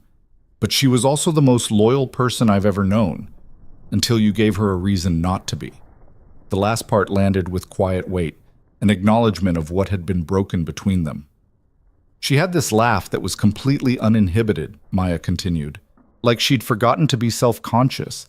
It usually came out when she was exhausted or slightly drunk or both, this loud, uncontrolled sound that made everyone around her start laughing too. And she was curious about everything. She'd go down research rabbit holes about the strangest topics, medieval torture devices, the history of mustard, whatever caught her interest. She collected random knowledge like other people collected stamps." Ethan smiled despite himself. "She did that our whole marriage. I'd come home and she'd immediately start telling me about something she'd spent 3 hours researching. The week before she died, she was obsessed with the physics of tornadoes, watched every documentary, read every article. I thought she was planning a storm-chasing vacation or something, but she just thought tornadoes were fascinating." That was Claire, endlessly fascinated by the world. Maya's expression softened with memory. She used to say that being bored was a choice, that there was too much to learn and experience to ever run out of interesting things to do. Even mundane stuff. She'd find a way to make it meaningful or educational or fun. Grocery shopping became a game of finding the weirdest products. Laundry became an opportunity to perfect her folding technique. She turned ordinary life into a series of small adventures. "I wish I'd known her then," Ethan said, "when she was like that. Don't get me wrong, I loved the woman I married, loved her completely, but sometimes I wonder if I missed the best parts of her by meeting her after life had already worn some of that intensity down." "You didn't miss the best parts," Maya said firmly. "You got different parts. The parts that came after she'd learned hard lessons about trust and betrayal and forgiveness. The parts that knew how to build something lasting instead of burning bright and fast. She told me in her letter that you made her feel safe. That's not a small thing, Ethan. That's everything." The conversation was interrupted by Sophie calling out from the floor. "I finished. Come look." They moved to where Sophie sat, surrounded by markers and colored pencils, a large piece of paper in front of her covered in careful drawings. She'd created a family tree of sorts, but instead of names and boxes, she'd drawn pictures. At the bottom was a drawing of herself wearing the leather jacket, the bracelet carefully detailed on her wrist.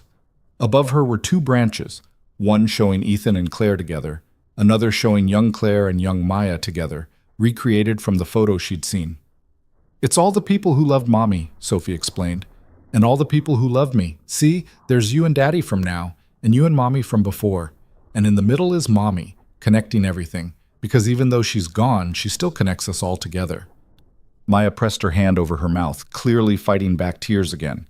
Ethan felt his own eyes burn looking at his daughter's interpretation of their complicated situation, the way she'd taken fragmented pieces and made them into something whole, something beautiful. "That's perfect, Sophie," Ethan managed. "Really perfect." "Can I keep it?" Maya asked. "The drawing? Or, I don't want to presume, You can have it, Sophie said immediately. I made it for you actually, so you'd know that you're part of our family now. Not like a regular family, but like a special one that Mommy made by loving people. The simple generosity of the gesture, the open-hearted acceptance that children were capable of when adults got out of their own way, seemed to break something in Maya. She knelt down next to Sophie and pulled her into a careful hug, the kind that asked permission even as it was happening. Sophie hugged her back unselfconsciously, the leather jacket crinkling between them. "Thank you," Maya whispered. "This is the best gift anyone has ever given me." "You're welcome. Are you going to cry again? Because that's okay if you are." Maya laughed through her tears. "Probably. I seem to be doing that a lot today." "That's because today is a big feelings day," Sophie said wisely. "Daddy says those happen sometimes, days where everything feels extra big and important. It's okay to cry on big feelings days." They stayed like that for a moment, the three of them existing in this strange new constellation that Claire had imagined but never got to see. Ethan watched his daughter and his wife's old friend embrace, watched the way Sophie had already claimed Maya as someone safe, someone worthy of trust. The ease of it should have worried him. Sophie was accepting this too quickly, letting Maya in without the caution Ethan had expected. But maybe that was the gift of childhood, the ability to take people at face value and love them without needing to understand all the complicated history first. When Maya finally left around noon, promising to come back next weekend if that was okay, Sophie was already planning activities. "We could go to the park or the aquarium, or maybe you could help me with my book report because Daddy's not very good at those." "I'm perfectly good at book reports," Ethan protested. "You're okay at book reports," Sophie corrected. "But Maya went to college with Mommy, so she's probably better at school stuff." Maya laughed, the sound lighter than it had been all morning. "I'll help with your book report, and maybe we can go to the aquarium too, if your dad thinks that's okay." "Aquarium sounds good," Ethan agreed. He walked Maya to the door while Sophie returned to her art supplies, already starting another drawing. In the hallway, with his daughter out of earshot, he added quietly, "This went better than I expected." "Better than I expected, too," Maya admitted. "Sophie is extraordinary. She has Claire's heart, that capacity to love people despite their complications. It's a rare gift." "It scares me sometimes," Ethan confessed. "How open she is, how willing to trust. I worry someone will take advantage of that." "Then we protect her together," Maya said simply. "That's what Claire wanted. That's what godparents are for, to be the backup, the support system, the other adults in the village raising the child. You don't have to do this alone anymore, Ethan, not unless you want to." The offer hung in the air between them, enormous and terrifying, and somehow exactly what Ethan needed to hear. He'd been alone for 3 years, shouldering every decision and responsibility by himself, telling himself that was what good fathers did.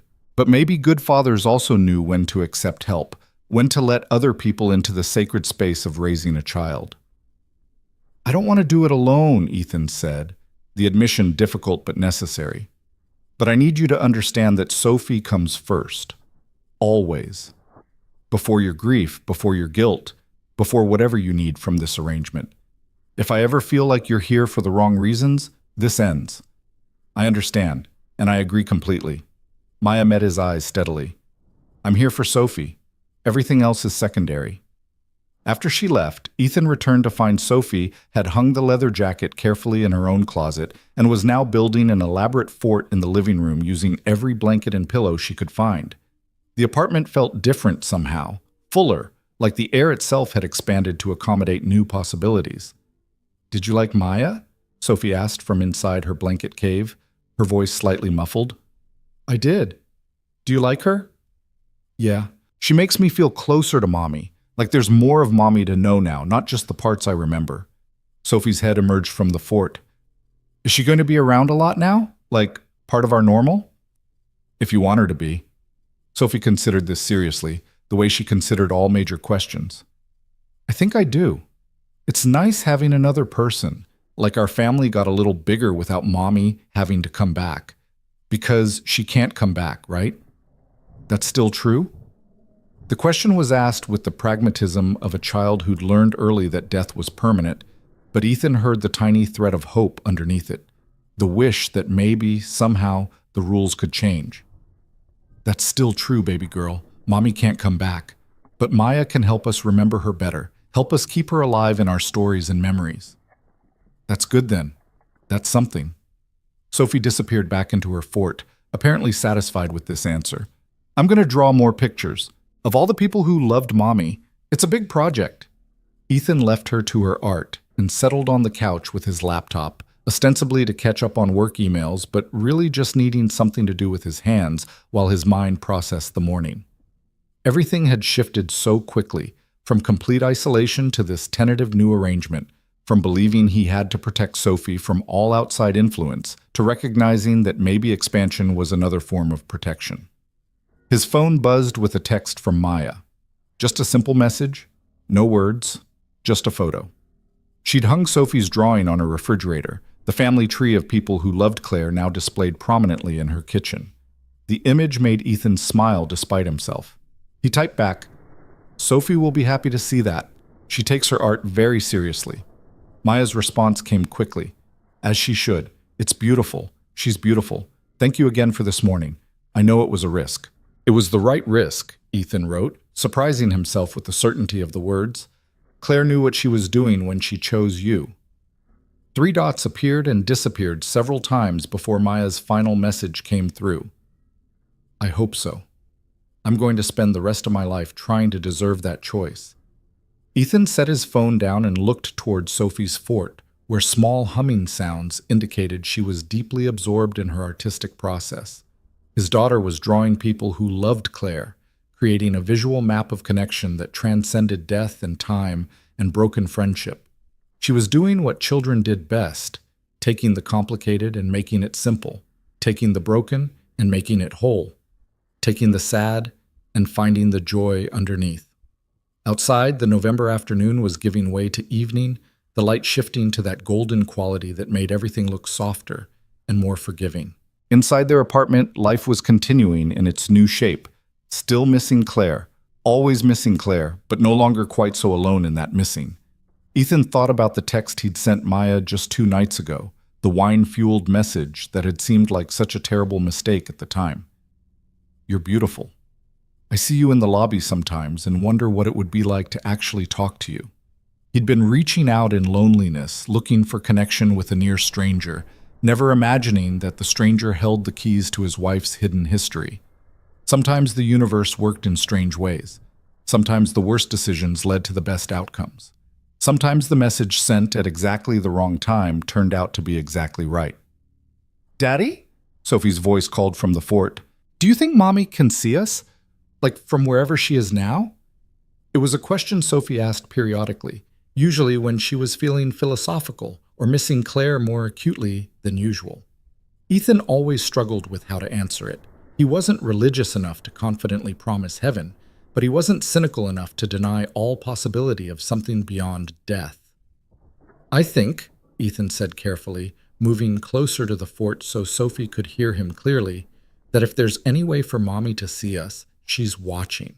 And I think she'd be really proud of how brave you were this morning, meeting Maya and asking her questions and making her feel welcome." "Do you think she's happy we're getting to know Maya?" "I think she's probably relieved. She wanted this for us. Wanted us to have more people who loved her, more people who could help us keep her memory alive. So yes, I think she's happy." "Good." There was rustling from inside the fort, and then Sophie's hand emerged holding another drawing. "I made one more. Can you give this to Maya next time you see her?" Ethan took the paper carefully. It showed 3 figures, Ethan, Sophie, and Maya, standing together under a bright sun. Above them, sketched in lighter pencil like she was part of the sky itself, was Claire, smiling down at all of them.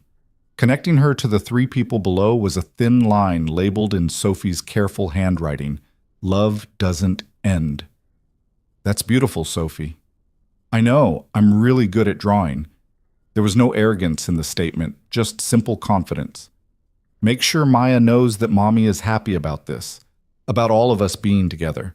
I think she worries that Mommy might be mad."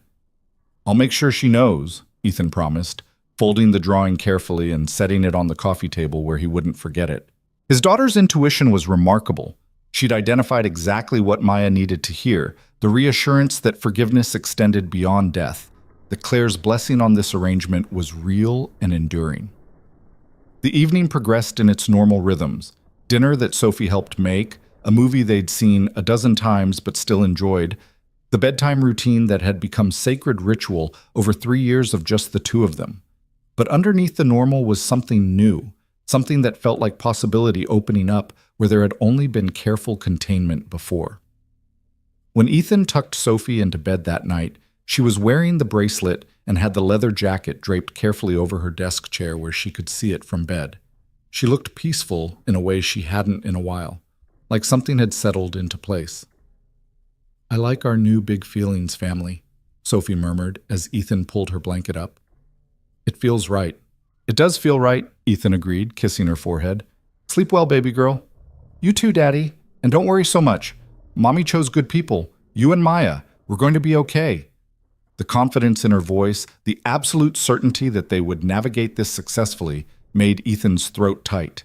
She was 8 years old and already wiser about love and loss and letting people in than he'd been at 35. "We're going to be okay," he repeated, as much for himself as for her. After Sophie was asleep, Ethan returned to the living room and picked up the second drawing again. Sophie had captured something essential in her simple sketch, the way the living and the dead could still be connected, the way love persisted even when the person who generated it was gone, the way new relationships could honor old ones instead of replacing them. He took a photo of the drawing and sent it to Maya with a message. "Sophie wanted you to have this. She says to make sure you know Claire is happy about all of us being together." The response came almost immediately. "I'm crying again. Your daughter is going to single-handedly keep me hydrated with how many tears she inspires." Ethan smiled at his phone. "She has that effect. See you next weekend?" "Absolutely. Aquarium date is officially on the calendar. I'll bring coffee and optimism. We'll bring Sophie and reasonable expectations." "That sounds perfect." Ethan set his phone aside and sat in the quiet apartment, listening to the familiar sounds of the building settling around him, the distant traffic, the hum of the refrigerator. Everything was the same as it had been 2 days ago, and yet everything was completely different. He'd opened a door he'd kept locked for 3 years, and instead of chaos rushing in, he'd found something gentler: possibility, support, connection. Claire had known what she was doing when she wrote that letter, when she named Maya as Sophie's godmother, when she sent the bracelet across years of silence with instructions about its purpose. She'd been preparing for a future she wouldn't see, making arrangements to ensure that Ethan and Sophie wouldn't have to carry their grief alone. It was the last gift she could give them, and he'd almost missed it by keeping his walls too high, his world too small, his heart too protected. But Sophie had opened the door wider than Ethan ever could have, had welcomed Maya with the uncomplicated love that children possess before life taught them to be suspicious. And in doing so, she'd given all 3 of them a chance at something new. Not a replacement family, not an attempt to recapture what was lost, but something honest and forward-looking built on the foundation of who they'd all loved and lost. Ethan picked up the photo of Claire from the side table, the one from their honeymoon where she was laughing at something off-camera. "You're still taking care of us," he said quietly. "Even now. Even from wherever you are. Thank you for that. And thank you for choosing Maya all those years ago, for forgiving her, for trusting her with Sophie. You were right. About so many things, but especially about her." The photo didn't answer, couldn't answer. Claire was gone, and no amount of wishful thinking would change that. But her influence persisted, in Sophie's capacity for love, in the bracelet that circled their daughter's wrist, in the unexpected friendship that was forming between the man she'd married and the friend she'd forgiven. She was woven into the fabric of their continuing lives, present in absence, guiding them still through decisions she'd made before her death. Outside, the city settled into its nighttime rhythms. Inside, Ethan sat with the weight of gratitude and grief mixing into something bearable, something he could carry forward into whatever came next. The future had expanded in ways he hadn't imagined possible 72 hours ago, and while that expansion was scary, it was also shot through with hope. He thought about lotus flowers again, about Maya's bracelet matching Sophie's, about new beginnings that grew from muddy endings. and he thought about his daughter's drawing, "Love Doesn't End," and recognized it as truth. Claire's love hadn't ended when she died. It had just transformed, finding new channels and expressions, continuing to shape their lives through the choices she'd made and the people she'd trusted and the bracelet she'd saved for a daughter who'd need tangible proof that her mother had planned for her future even while facing an unknown fate. Tomorrow would bring new challenges, new adjustments to this expanded version of their lives. But tonight, Ethan let himself rest in the knowledge that they weren't alone anymore, that help had arrived in the unexpected form of a woman he'd barely known, that Claire's final gift was still unfolding in ways both beautiful and complicated. And that was enough. For now, it was more than enough. The aquarium trip the following weekend became something of a turning point, though Ethan didn't recognize it as such until much later. Maya arrived at their apartment at 9 in the morning with promised coffee and a nervous energy that reminded him of someone showing up for a job interview. She'd dressed carefully again, jeans and a soft blue sweater that brought out the warmth in her dark eyes, and she carried a canvas bag that clinked with what sounded like water bottles. "I wasn't sure if we needed snacks, or if the aquarium has food, or what the protocol is for these things," Maya admitted as Sophie dragged her by the hand toward the door. "I've never actually done the whole kid outing thing before. The aquarium has overpriced food that Sophie will want and I'll reluctantly buy," Ethan said, grabbing his jacket. "And we always bring water bottles because she gets thirsty approximately every 15 minutes. You're already ahead of the curve." The drive to the aquarium was filled with Sophie's chatter from the back seat, a running commentary on everything she knew about marine life interspersed with questions directed at Maya about Claire's college years. Did Mommy like the ocean? Did she ever go to an aquarium? What was her favorite animal? Maya answered each question with care, clearly touched that Sophie was so hungry for these details, these small pieces of her mother's interior life. "She loved the ocean," Maya said, twisting in the passenger seat to look back at Sophie. "We went to Santa Cruz once during spring break, and she spent the entire day just sitting on the beach watching the waves. She said the ocean made her feel small in a good way, like her problems were tiny compared to something that vast and old and powerful." "I like that feeling too," Sophie said seriously. "Sometimes when everything feels too big, I imagine I'm looking at something really huge, like the sky or mountains, and then my big things feel smaller." "That's very wise," Maya said, glancing at Ethan with an expression that clearly communicated she was continually amazed by Sophie's emotional intelligence. Ethan navigated through Saturday morning traffic, listening to his daughter and his wife's old friend connect over shared appreciation for perspective and vastness. It felt surreal and completely natural at the same time. This woman who'd been a stranger 2 weeks ago now sitting in Claire's seat, answering Sophie's questions with the authority of someone who'd known Claire when she was young and unformed, before life had carved her into the woman Ethan had married.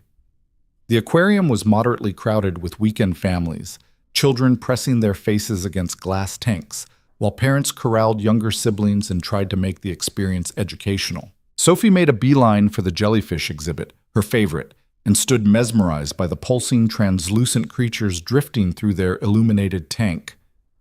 "They're like ghosts," Sophie murmured, her face bathed in blue light. "Beautiful ghosts that don't know they're supposed to be scary." Maya stood beside her, equally transfixed. "Your mother would have loved that description. She always said the best metaphors came from looking at something closely and really seeing it." "Did she write poetry?" Sophie asked, without taking her eyes off the jellyfish. "She did, actually. Not often, and she was kind of embarrassed about it.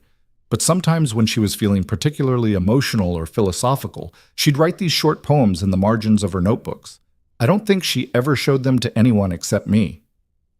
This was news to Ethan. He'd never known Claire wrote poetry, had never seen evidence of it in the journals she'd kept, or the papers he'd sorted through after her death. It was another small revelation, another piece of his wife that had existed in a space he'd never accessed. "Do you remember any of them?" Ethan asked, moving closer to the tank. Maya was quiet for a moment, her brow furrowed in concentration. There was one she wrote after a particularly bad fight with her parents about her major. She wanted to study literature and they wanted something practical. She wrote, let me see if I can get this right. "They want me measured in dollars and cents, but I'm made of metaphors and tense, past and future pressing present into something shapeless that might mean more than money ever could. Something like that. The words might not be exact, but that was the essence. That sounds like Mommy, Sophie said. When she talked about her job, she always said she was good at it, but it wasn't her heart's work. I asked her what her heart's work was, and she said, raising me. Maya's hand went to her mouth, her eyes filling with the tears that seemed to come easily whenever she was around Sophie. Of course she said that. Of course she did. They moved through the exhibit slowly, Sophie leading the way with the confidence of someone who'd been there enough times to have favorite spots. At the touch tank, she carefully placed her fingers in the water and waited for the rays to glide beneath her palm, her face lit with wonder at the strange texture of their skin. Want to try? Sophie asked Maya, who was hanging back slightly. I'm not sure. What if I hurt them? You won't. You just have to be gentle and let them come to you. You can't chase them or they get scared. Sophie demonstrated again, her small hand barely making ripples as a ray approached. See? Like that. Maya tentatively reached into the tank, her movements careful and uncertain.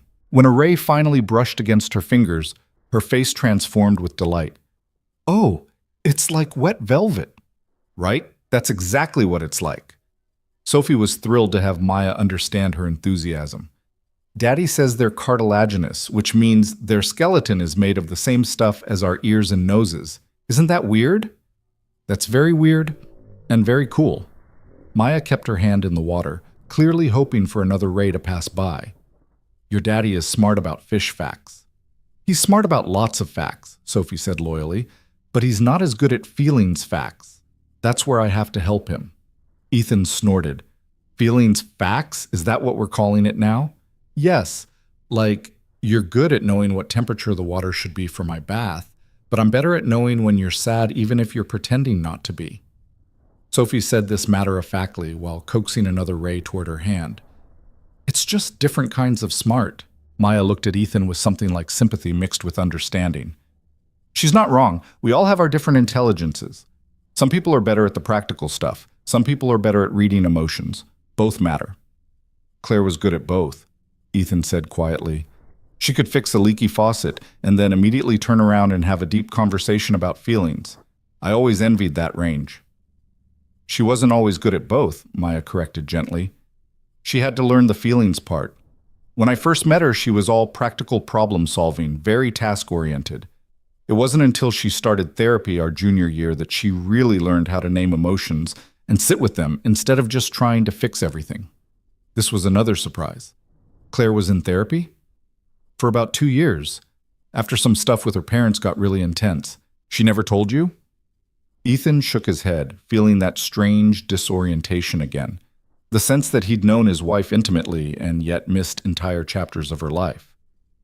She mentioned having a complicated relationship with her parents, but she never said anything about therapy. It probably felt like old history by the time you met, Maya said. Something she'd dealt with and moved past. But yeah, she did a lot of work on herself in college, learning how to set boundaries, how to honor her own feelings instead of always accommodating everyone else's needs. It changed her a lot. Sophie had abandoned the touch tank and moved on to the next exhibit, giving them a moment of semi-privacy. Ethan watched his daughter press her face against the glass to get a closer look at a school of silver fish moving in perfect synchronization. I'm realizing I didn't know her as well as I thought, Ethan admitted. Every conversation with you reveals something new. It's disorienting. You knew her differently than I did, Maya said. You knew the woman she became after she'd done all that work on herself. I knew the woman who was still figuring out who she wanted to be.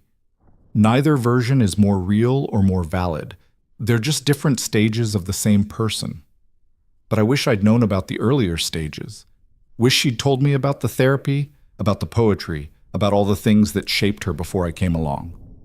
Maya touched his arm briefly, a gesture of comfort. She probably didn't tell you because she wanted to be present in your relationship, not constantly referencing her past. And also because some things feel too vulnerable to share, even with people we love completely. The therapy, the poetry, those were things she did when she was raw and unformed. She might have felt protective of that version of herself.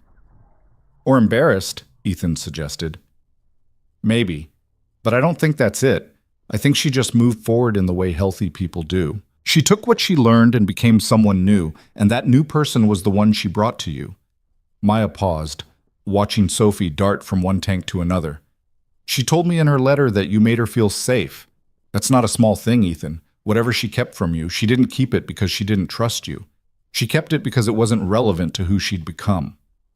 The explanation helped, though it didn't entirely ease the strange grief Ethan felt for the parts of Claire he'd never known. But maybe Maya was right. Maybe it was okay that he'd known Claire as a finished product rather than a work in progress.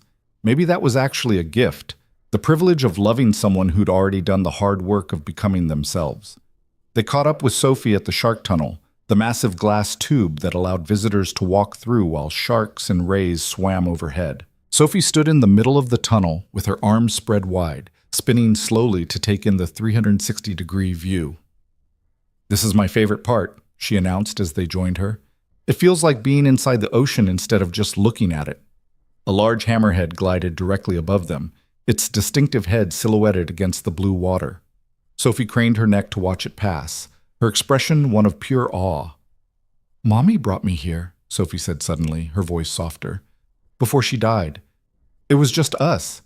Daddy was at a work thing, and we stood right here in this exact spot, and she told me that I was brave like a shark, that I could navigate my life by instinct and I'd always find my way." Ethan's chest tightened.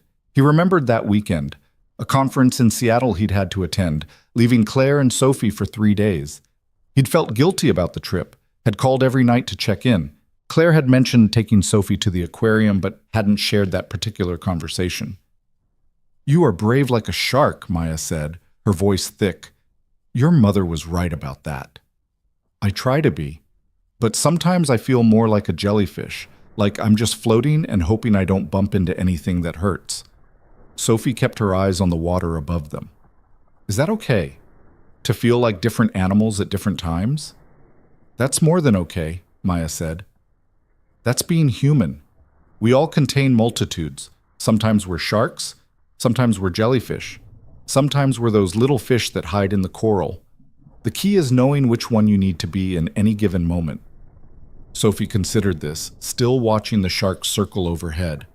"I think right now I'm a ray, moving slow, staying close to the people I trust, but still moving forward." The simple wisdom of it made Ethan's eyes sting. His daughter was 8 years old and already understood herself in ways he was still learning at 35. She'd been forced to develop that self-awareness early, had needed it to survive the loss of her mother without losing herself in the process. They stayed in the tunnel for a long time, longer than Ethan usually allowed when Sophie had the option to keep moving to new exhibits. But something about the enclosed space, the blue light filtering through water, the sense of being held inside something vast, it felt important to stay, to let the moment settle and mean whatever it needed to mean. When they finally emerged into the bright lights of the gift shop, Sophie immediately gravitated toward the stuffed animals. She bypassed the sharks and the dolphins, the obvious choices, and picked up a small plush jellyfish with long, flowing tentacles. "Can I get this?" she asked, holding it up. "To remember today?" "Of course," Ethan said, pulling out his wallet. At the register, Maya insisted on paying. "Let me get this. My first gift to Sophie, officially, as her—" She hesitated, the word godmother clearly on her tongue, but uncertain if she had the right to claim it yet. "As her godmother," Ethan finished for her. "That's what you are. We should probably start saying it." Maya's eyes went bright with tears again, but she smiled through them. "As her godmother, then. Let me spoil her just a little bit." In the car on the way home, Sophie clutched her jellyfish and announced that its name was Luna, after the lunar jellyfish they'd seen in the first exhibit. She'd already constructed an elaborate backstory for Luna involving a large jellyfish family and a journey across the ocean to find a new home. "Luna had to leave her old home because something sad happened there," Sophie explained from the back seat. "But she found a new place where people understood about being sad and being happy at the same time. And she learned that you can float forward even when you're not sure where you're going." Ethan met Maya's eyes across the front seat, both of them clearly recognizing that Sophie was talking about herself as much as the stuffed jellyfish. His daughter had found her metaphor for their current situation, moving forward into uncertainty, carrying sadness and hope in equal measure, trusting that forward motion was possible even without a clear destination. "That's a beautiful story," Maya said, her voice careful with emotion. "Luna sounds very brave." "She is brave, but she also needs help sometimes. That's okay too." Sophie hugged the jellyfish closer. "Everyone needs help." When they pulled up to their building, Maya hesitated before getting out of the car. "Thank you for today, for including me in this. I know it's still new and probably weird sometimes, but it means everything to me." "It's not weird," Sophie said immediately. "It's nice, like our family got the right size instead of too small." The phrasing made Ethan's throat tight. He'd been trying so hard to make their family of two feel complete, to convince Sophie that they didn't need anyone else. But apparently his daughter had been feeling the smallness of their world, the way two people couldn't quite fill all the space that three had once occupied. "Same time next week?" Maya asked hopefully. "I was thinking maybe I could take Sophie for an afternoon, give you some time to yourself. We could go to the park or the library or whatever she's interested in." Ethan's first instinct was to say no, to keep Sophie close, to maintain the control he'd held so tightly for 3 years. But looking at his daughter's hopeful face, seeing how she'd already started treating Maya as someone safe and important, he recognized that his protective instincts were becoming restrictive rather than helpful. "That sounds good," he said, the words difficult but necessary. "Sophie, does that sound fun to you?" "Yes! Can we go to the big library downtown, the one with the children's section that looks like a castle?" "Absolutely," Maya agreed. "It's a date, next Saturday, if that works for your dad." After Maya left, Sophie insisted on setting Luna up in a place of honor on her bookshelf, right next to the photo of Claire. She arranged them carefully, the jellyfish's tentacles draped artistically, its placement clearly meaningful. "Now Mommy has Luna to keep her company," Sophie explained when she caught Ethan watching from the doorway. "And Luna has Mommy. They can look after each other." "That's perfect, baby girl." Sophie turned to face him, her expression serious. "Are you okay with Maya being around more? I know it's different from how things were." The question caught Ethan off guard. He'd been so focused on making sure Sophie was comfortable with Maya's presence that he hadn't considered that his daughter might be worried about him. "I'm okay with it," he said honestly. "It's an adjustment, but it's a good one. You like her, right?" "I really like her. She makes me feel like there's more of Mommy available. Like Mommy didn't disappear completely. She's just in more places now. In my memories and your stories and Maya's memories too. It's like Mommy got bigger instead of smaller." Ethan sat down on Sophie's bed, patting the space beside him. She climbed up and leaned against him, the way she did when they were about to have an important conversation. "I think that's exactly right," Ethan said. "Mommy did get bigger in a way. We're learning about parts of her we didn't know before." "Are you sad that you didn't know everything about her?" "A little bit, but also I'm grateful that there are still new things to learn. It means she's not just frozen in my memories, she's still revealing herself, still surprising me. That feels like a gift." Sophie was quiet for a moment, processing this. Then she said, "Maya cries a lot." "She does. Is that okay with you?" "Yeah, it means she really loved Mommy. And people who really loved Mommy are safe people." Sophie touched the bracelet on her wrist, the lotus charm catching the afternoon light. "I think Mommy knew Maya would cry a lot, and she was okay with it. Because sometimes crying is just how love comes out when the person isn't there anymore." The wisdom in that observation made Ethan pull Sophie closer, pressing a kiss to the top of her head. His daughter understood grief in ways that broke his heart and filled it simultaneously. She'd been forced to learn these lessons too young, but she'd learned them with grace and insight that many adults never achieved. That night, after Sophie was in bed, Ethan found himself pulling out the box he'd packed 3 years ago and hadn't opened since. The one filled with Claire's journals, her random papers, the detritus of her interior life that he'd been too overwhelmed to sort through in the immediate aftermath of her death. He'd told himself he'd get to it eventually, but eventually had stretched into years. Now, with Maya's revelations about Claire's poetry still fresh, Ethan felt ready to look. He carried the box to the dining table and opened it carefully, as if the contents might escape if he wasn't cautious. The journals were stacked neatly, dated on their spines in Claire's precise handwriting. He pulled out one from her senior year of college, before she'd met him, and flipped through pages of notes and observations and, yes, short poems scribbled in the margins, just as Maya had described. Some were barely more than fragments. Love is just attention refined. We measure life in coffee spoons and heartbeats. The past is a country we can't revisit but can't quite leave. Others were more developed, full verses that showed real craft and thought.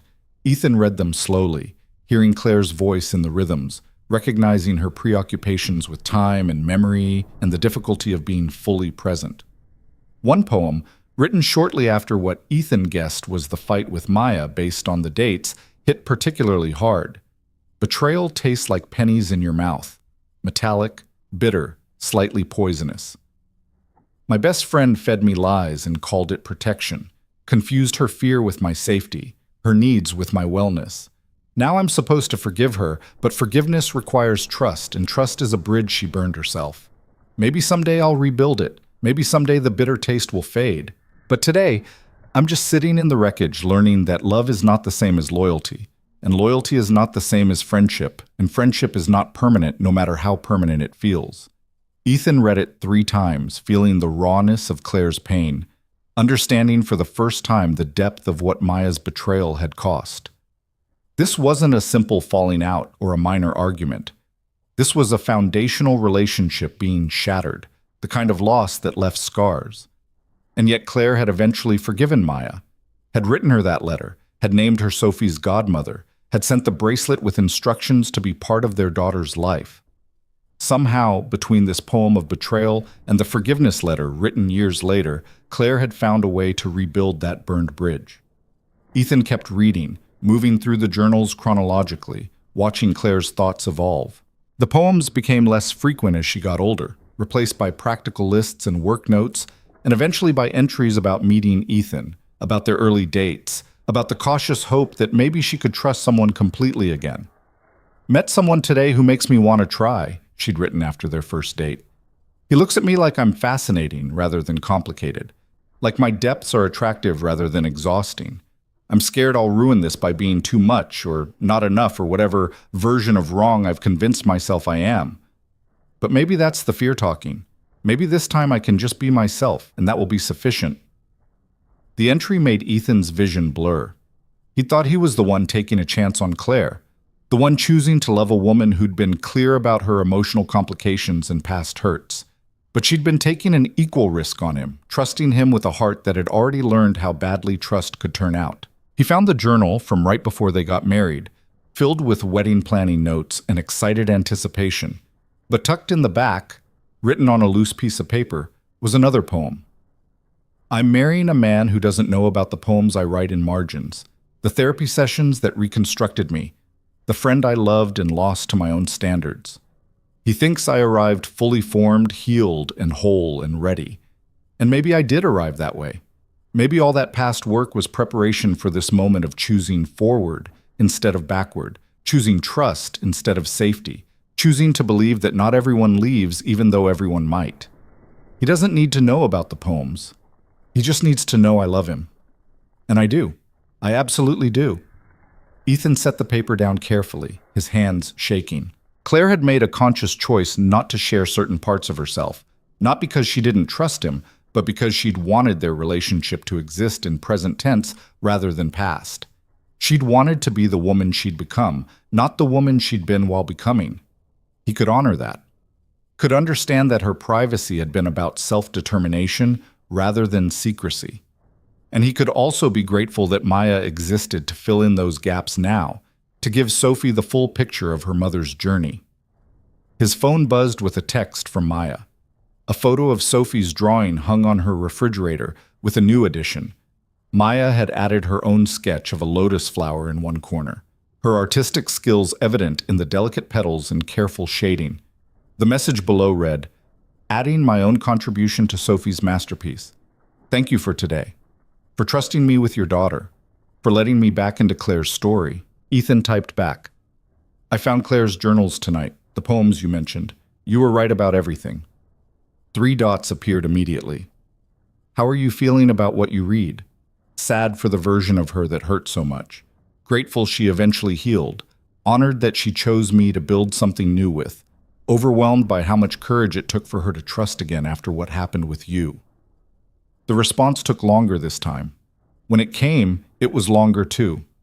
She was the bravest person I ever knew, not because she never hurt or never doubted, but because she kept choosing to be vulnerable anyway, kept choosing to love people even after learning how badly it could go wrong.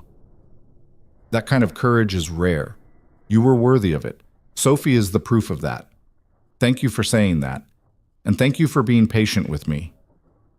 I know I've been protective to the point of paranoid sometimes. You're a good father. You're supposed to be protective. I'd be worried if you weren't, but I hope you're starting to trust that I'm not going anywhere, that I'm in this for real. Ethan looked at the journals spread across his table, at the poems Claire had written, at the evidence of her interior life that he was only now accessing. He thought about Sophie asleep in the next room, clutching her jellyfish and wearing her mother's bracelet. He thought about how their too-small family had expanded to include someone who carried different memories of Claire, who could offer different stories, who could help him raise a daughter who needed to know all the versions of her mother. I'm starting to trust it, he wrote back, starting to believe that this is what Claire wanted for us, that she knew what she was doing when she chose you. She did know. She always knew. Even when I didn't believe in myself, she believed enough for both of us. Ethan set his phone down and began carefully repacking Claire's journals, but he kept the poems separate, the ones about betrayal and forgiveness, about marriage and choosing forward. He'd show them to Maya eventually, when the time was right. She deserved to know that Claire had processed their broken friendship through poetry, had worked through the hurt until she could find her way to grace. But tonight, those poems were just for him. A private conversation with his dead wife about the courage required to love, to trust, to let people in even after they'd proven they could hurt you. Claire had learned those lessons the hard way and had decided they were worth learning. She'd rebuilt her capacity for trust brick by brick, and she'd used that reconstructed trust to build a marriage, a family, a life that honored both her past struggles and her present joy. Looking at the window where night had fully settled over the city, Ethan felt something shift in his chest, not the sharp pain of grief he'd carried for 3 years, but something gentler and more sustainable. Acceptance, maybe. Or understanding. The recognition that healing wasn't about forgetting or moving on, but about expanding large enough to hold both the loss and the life that continued after it. Claire was gone, would always be gone. But she'd left instructions for how to keep living without her. She'd cultivated forgiveness with an old friend. She'd written poems that mapped her inner landscape. She'd chosen Ethan and Sophie with clear eyes and a reconstructed heart. And all of those choices were bearing fruit now, 3 years after her death, in a daughter who was learning to float forward like a jellyfish, and a father who was learning that love could expand rather than diminish when shared with the right people. Outside, the city continued its Saturday night rhythms. Inside, Ethan sat with his wife's words and his daughter's wisdom and the strange gift of a woman he'd drunkenly texted 2 weeks ago, never imagining that message would unlock the door to everything his family had been missing without knowing they'd lost it. The Saturday outings with Maya became ritual over the following months, each one building on the last until they stopped feeling like experiments and started feeling like the natural rhythm of their expanded family. Maya took Sophie to the castle library as promised, then to a pottery class where they made matching bowls that were charmingly lopsided, then to a musical performance where Sophie discovered she loved live theater. Ethan used those afternoons to do things he'd forgotten were possible, going for long runs without checking his watch every 10 minutes, sitting in coffee shops with a book, existing as himself rather than exclusively as Sophie's father. But it was Claire's birthday in early February that brought everything to a head, forced all 3 of them to confront what they were actually building together and whether it could withstand the weight of grief on a day that demanded acknowledgement. Sophie woke that morning quieter than usual, her face serious in a way that made her look older. She'd marked the date on her calendar weeks ago, had been preparing herself mentally for the day in the careful way she approached all emotionally significant events. "It's Mommy's birthday," she announced when Ethan came to wake her, as if he might have forgotten. "I know, baby girl. I was thinking we could do something special today. Visit her favorite places, maybe, or make her favorite meal for dinner." Sophie sat up in bed, still clutching Luna the jellyfish that had become her nighttime comfort object. I want Maya to be there, for whatever we do. I think Mommy would want that. The request shouldn't have surprised Ethan. Maya had become fully integrated into their lives over the past 3 months. A steady presence who'd proven herself reliable and loving and exactly what Claire had hoped she'd be. But asking Maya to participate in Claire's birthday felt like crossing some invisible threshold, acknowledging that she wasn't just helping raise Sophie but was actually part of the fabric of their family now. Okay, Ethan said. We'll invite her. What do you want to do today? Sophie thought about this carefully, her brow furrowed in concentration. I want to have breakfast together, all 3 of us. And I want to tell stories about Mommy, happy ones, where we all share our favorite memories. And then maybe we could go somewhere Mommy loved, somewhere that feels like her. And we should have cake because birthdays need cake, even if the birthday person isn't there to eat it. That sounds perfect. I'll text Maya and see if she's free. Maya's response came within minutes. I'd be honored. Tell me what time and I'll bring breakfast. And Ethan, thank you for including me in this. It means more than I can say. They gathered at Ethan's apartment at 9, Maya arriving with bagels and cream cheese and fresh fruit, her eyes red like she'd already been crying that morning. She'd dressed carefully again, a soft purple sweater that Ethan recognized as the same shade Claire had loved, probably not a coincidence, and she carried a small wrapped package that she set on the counter without explanation. Purple was her color, Maya said when she caught Ethan noticing. I thought, I don't know, I wanted to honor that somehow. It's perfect, Sophie said, touching the sweater's sleeve gently. Mommy would like that you remembered. They set the table together, all 3 of them moving around each other with the ease that came from months of practice. Ethan made coffee, while Maya sliced bagels and Sophie arranged the fruit in a pattern she declared was artistic. The morning light slanted through the windows, making everything feel soft and sacred, like they were performing a ceremony that required care and intention. Once they were seated, Sophie raised her orange juice in a solemn toast. To Mommy, happy birthday. We miss you and love you, and we're doing our best down here without you. Ethan and Maya raised their own drinks, echoing Sophie's words. The simplicity of it felt right. No elaborate speeches, no attempt to make profound sense of loss, just straightforward acknowledgement of absence and love. I'll start, Sophie said, setting down her juice. My favorite memory of Mommy is when she taught me to make chocolate chip cookies. I was 6, and I kept eating the chocolate chips instead of putting them in the dough. And she pretended to be mad, but she was laughing the whole time. And then we made cookies that were basically just dough with like 5 chocolate chips total, because I'd eaten the rest. And she said they were the best cookies she'd ever tasted because we made them together. Maya smiled through tears. That's a beautiful memory. What's yours? Sophie asked. Your favorite one? Maya took a shaky breath. There are so many, but I think my favorite is from the night we met freshman year.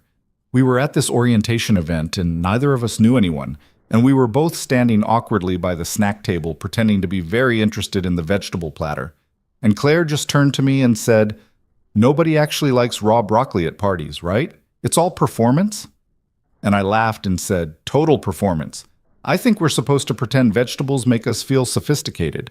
And she said, "Want to ditch this and find real food?"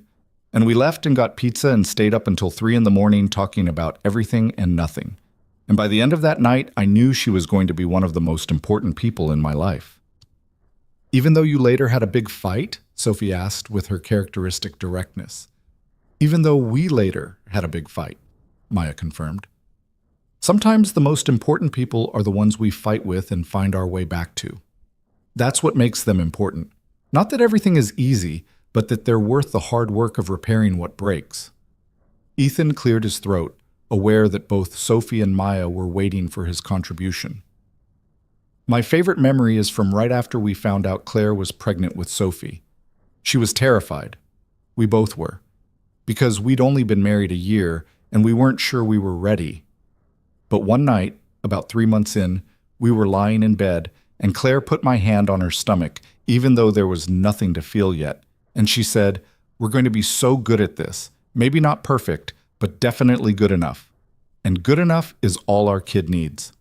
And she was right. We were good enough. She was better than good enough. Sophie reached across the table and grabbed Ethan's hand, squeezing tight. "You're still good enough, Daddy. You're doing great." "We're all doing great," Maya added softly. "Claire would be proud of how we figured this out together." The conversation flowed more easily after that, stories spilling out in no particular order. Funny ones, sad ones, small moments that had taken on significance in retrospect. Maya talked about Claire's terrible singing voice and her habit of making up words when she forgot lyrics. Ethan shared how Claire had reorganized his entire apartment when she moved in, claiming his system was chaos masquerading as order. Sophie contributed memories that were precious precisely because they were ordinary. How Mommy always cut sandwiches diagonally because they tasted better that way. How she did funny voices for all the characters in bedtime stories. How she never got mad when Sophie accidentally spilled things because accidents are just life happening. When breakfast was finished and the stories had naturally run their course, Maya retrieved the wrapped package from the counter and handed it to Sophie. "This is for you. From your mom, really, but through me." Sophie unwrapped it carefully, revealing a leather-bound journal with a lotus flower embossed on the cover. Inside, the first page had an inscription in Maya's careful handwriting. "For Sophie, from your mother's best friend. May you fill these pages with your own stories, your own poems, your own becoming." "It's beautiful," Sophie breathed, running her fingers over the embossed flower. "Your mother loved journals. She wrote in them constantly, observations, poems, random thoughts. I thought maybe you'd like to start that tradition, and whenever you write in it, you can feel connected to her in that way." Maya's voice wavered slightly. "There's something else too, in the back." Sophie flipped to the back of the journal where several pages had been carefully glued in. Photocopies of Claire's poems, the ones Ethan had found in her old journals. Maya had selected the ones about love and courage and choosing forward, avoiding the ones about betrayal and pain. These were the poems that showed Claire at her most hopeful, most wise, most herself. "These are Mommy's poems." Sophie's eyes were wide. "These are your Mommy's poems," Maya confirmed. "She wrote them when she was young and trying to figure out who she wanted to be. I thought you might like to have them, to see how she thought, how she turned her feelings into words." Sophie held the journal like it was precious and fragile, which it was.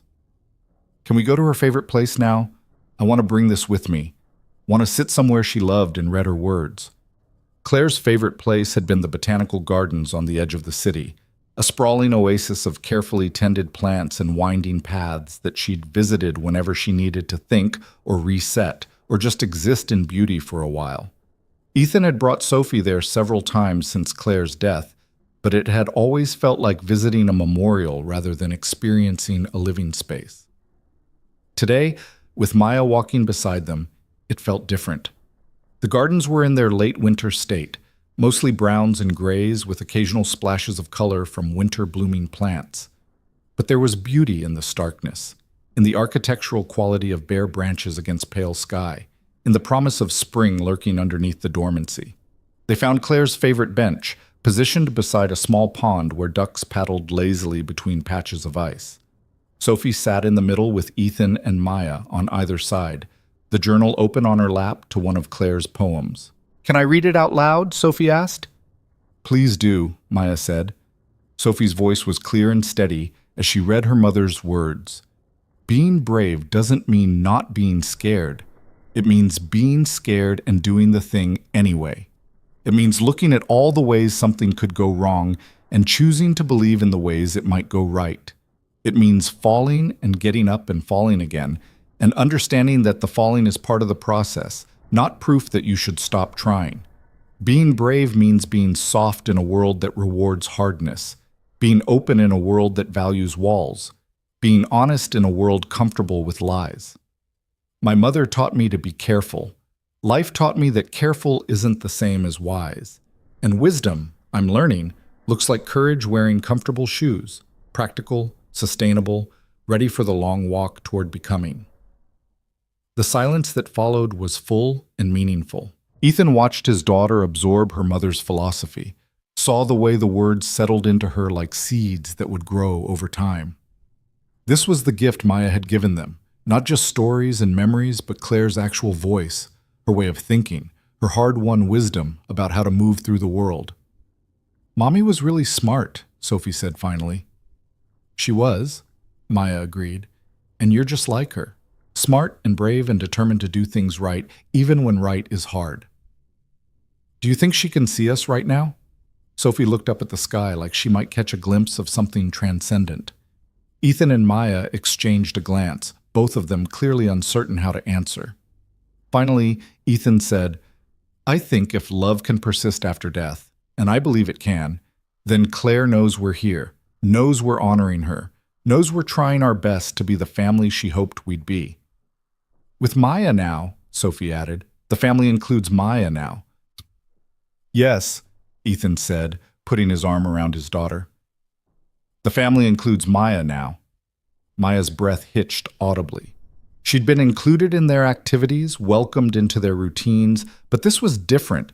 This was Sophie explicitly naming her as family, claiming her as someone who belonged.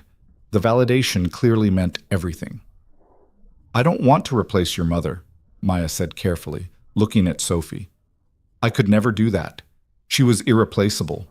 But I want to be someone you can count on, someone who shows up and stays and helps you navigate this life that's sometimes really hard. Is that okay with you?" "That's exactly what I want," Sophie said simply. You're like Mommy's gift that arrived late. She picked you out for me before she died, but it took a while for the gift to get delivered. But now it's here and I want to keep it." The metaphor was so perfectly Sophie, practical and poetic in equal measure, that both adults had to fight back tears. Maya pulled Sophie into a hug, holding her close, while Ethan watched his daughter accept comfort from someone who wasn't him, who couldn't replace Claire, but who could offer something different and equally valuable. When they finally returned to the apartment that evening, Sophie exhausted from emotional intensity and fresh air, Ethan sent her to wash up while he and Maya stood in the kitchen putting away the leftover cake they'd bought, chocolate with raspberry filling, Claire's favorite. "Thank you," Ethan said quietly. "For today. For the journal and the poems, and the way you showed up for this. It could have been unbearably sad, but you made it feel more like a celebration." "That's what Claire would have wanted," Maya said, closing the cake box carefully. She never liked dwelling on sadness. She believed in acknowledging it and then choosing joy anyway. "Is that from one of her poems?" "No, that's from a conversation we had after her father died. She was 25 and devastated, and I asked her how she was coping. And she said exactly that she was acknowledging the sadness but refusing to let it be the whole story. She said grief was just love with nowhere to go, so she was redirecting it into living fully, into making choices her father would be proud of, into being the person he'd raised her to be." Ethan leaned against the counter, suddenly exhausted. "I'm tired of being sad. I know that sounds terrible on today of all days, but I'm tired of it being the primary thing I feel." "That's not terrible, that's healthy, and I think Claire would tell you the same thing." Maya moved closer, her expression gentle but firm. "You've done an incredible job keeping her memory alive for Sophie, honoring her in everything you do. But you're also allowed to start building a life that's about the present and future rather than just the past. That's not betraying Claire. That's fulfilling her wish that you and Sophie would thrive even without her. Is that what you're doing? Building a life in the present?" Maya nodded slowly. "I spent 3 years stuck in guilt and regret about our friendship, and then I moved here thinking I'd just watch from a distance, that proximity would be enough. But being part of your lives these past few months, it's shown me that I can honor Claire best by being fully present with the people she loved, not by staying frozen in what I did wrong 15 years ago." "So where do we go from here?" Ethan asked. The question felt enormous, encompassing more than just logistics. They'd been improvising this arrangement for 3 months, making it up as they went, but at some point they needed to define what they were to each other, what this relationship actually was. "I don't know," Maya admitted, "but I think we keep doing what we're doing, showing up, being honest, making Sophie the priority, and maybe we stop treating this like it's temporary. Maybe we acknowledge that this is our family now, unconventional as it is." "Family," Ethan repeated, testing the word. It felt right in a way that surprised him. Not the family he'd planned or the family he'd had with Claire, but a family nonetheless, built on loss and forgiveness and the complicated love that persisted after death. Sophie appeared in the doorway, pajamas on, Luna clutched in one hand and the journal in the other. "I wrote my first entry," she announced. "Want to hear it?" "Always," Ethan and Maya said simultaneously, then smiled at the synchronicity. Sophie settled on the couch and opened the journal to the first page. Her handwriting was careful, her words chosen with deliberation. Today was Mommy's birthday, and she wasn't here to celebrate, but we celebrated anyway. We told stories and ate cake and went to her favorite place. And I learned that loving someone doesn't stop when they die. It just changes shape. It becomes stories and memories and poems. It becomes the way we treat each other and the family we build and the courage we find to keep going even when we're sad. Mommy's love is in Daddy working so hard to make me happy. It's in Maya showing up even though she's scared sometimes. It's in me trying to be brave like a shark and gentle like a jellyfish and smart like Mommy was. Love doesn't end. It just finds new ways to exist. The silence that followed was profound. Ethan felt something crack open in his chest, a release of tension he'd been holding for 3 years. His daughter had articulated what he'd been struggling to understand, that the love didn't diminish with Claire's death. It just transformed, found new channels and expressions, became something that could be carried forward rather than something that anchored them to the past. "That's perfect, Sophie," Maya said, her voice thick. "Your mother would be so proud of those words." I know," Sophie said with simple confidence, "because she's the one who taught me that love is the thing that doesn't break. Everything else can break, but not love. Love just keeps going." Later that night, after Sophie was asleep and Maya had left with promises to see them next weekend, Ethan stood in his daughter's doorway, watching her breathe deeply in sleep.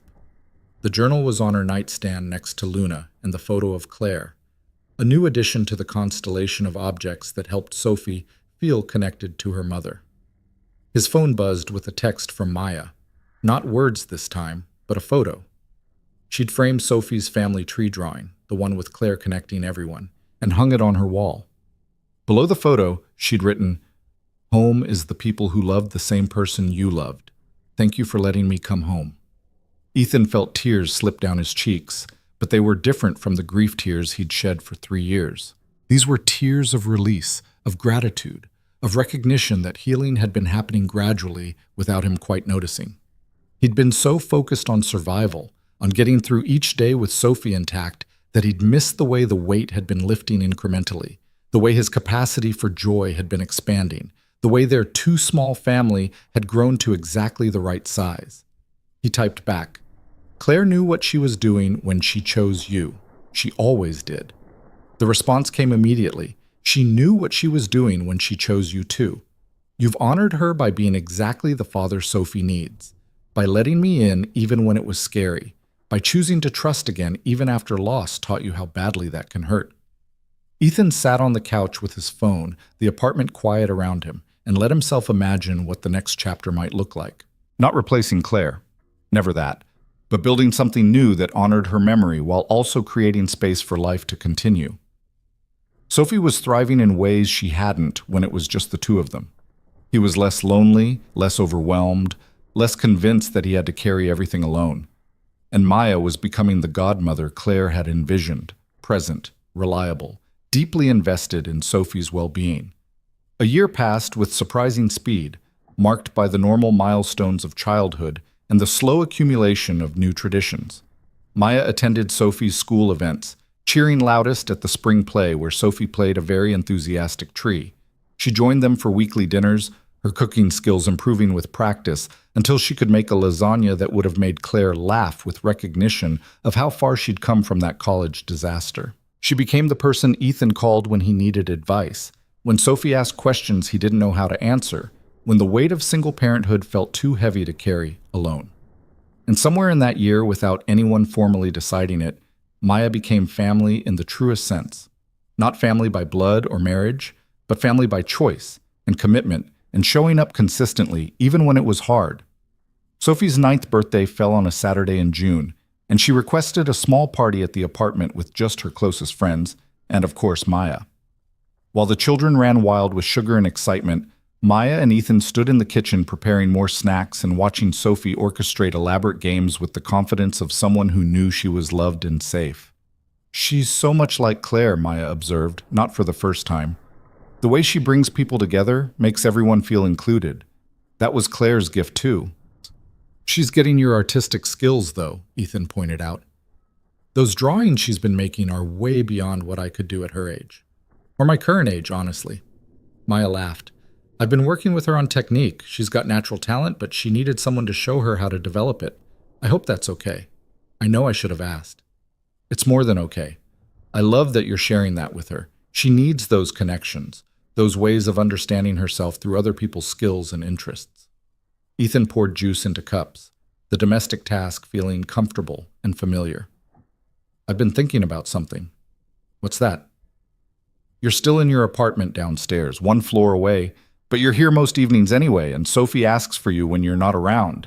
And it feels strange to maintain separate spaces when we're functionally already living as a family unit." Maya's hand stilled on the vegetables she'd been chopping. "What are you saying?" "I'm saying maybe it's time to make this official.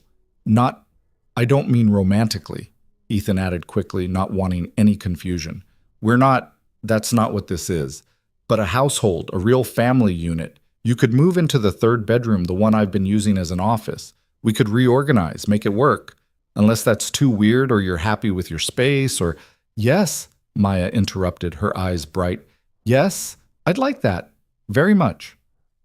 The conversation was interrupted by Sophie running into the kitchen with 3 of her friends in tow, all of them talking over each other about needing more lemonade immediately because someone had spilled the last pitcher during a game that may have gotten too competitive. But later that night, after the party had ended and the last child had been picked up, and Sophie was crashed in bed from sugar and excitement, Maya and Ethan sat on the couch with tea and had the practical conversation about what combined living would actually look like. "I don't want to overstep," Maya said carefully. "This is your home and your daughter. I'm here to support, not to take over." "You wouldn't be taking over. You'd be sharing the work that I've been doing alone for too long. We'll figure out the boundaries as we go, make adjustments when needed. But Sophie loves you, trusts you, needs you in her life, and honestly, so do I. Not romantically," he added again, wanting to be crystal clear. "But as family, as the person who knew Claire before I did and can help keep her alive for Sophie, as someone who makes our life fuller and easier and better." "I can work with that," Maya said, smiling through tears that had become her constant companion whenever emotions ran high. "When should I start moving in?" "Whenever you're ready. Next weekend, next month. There's no rush." "Next weekend," Maya said decisively. "I've been waiting 3 years to really be part of Sophie's life. I don't want to wait any longer." The transition was smoother than Ethan had anticipated.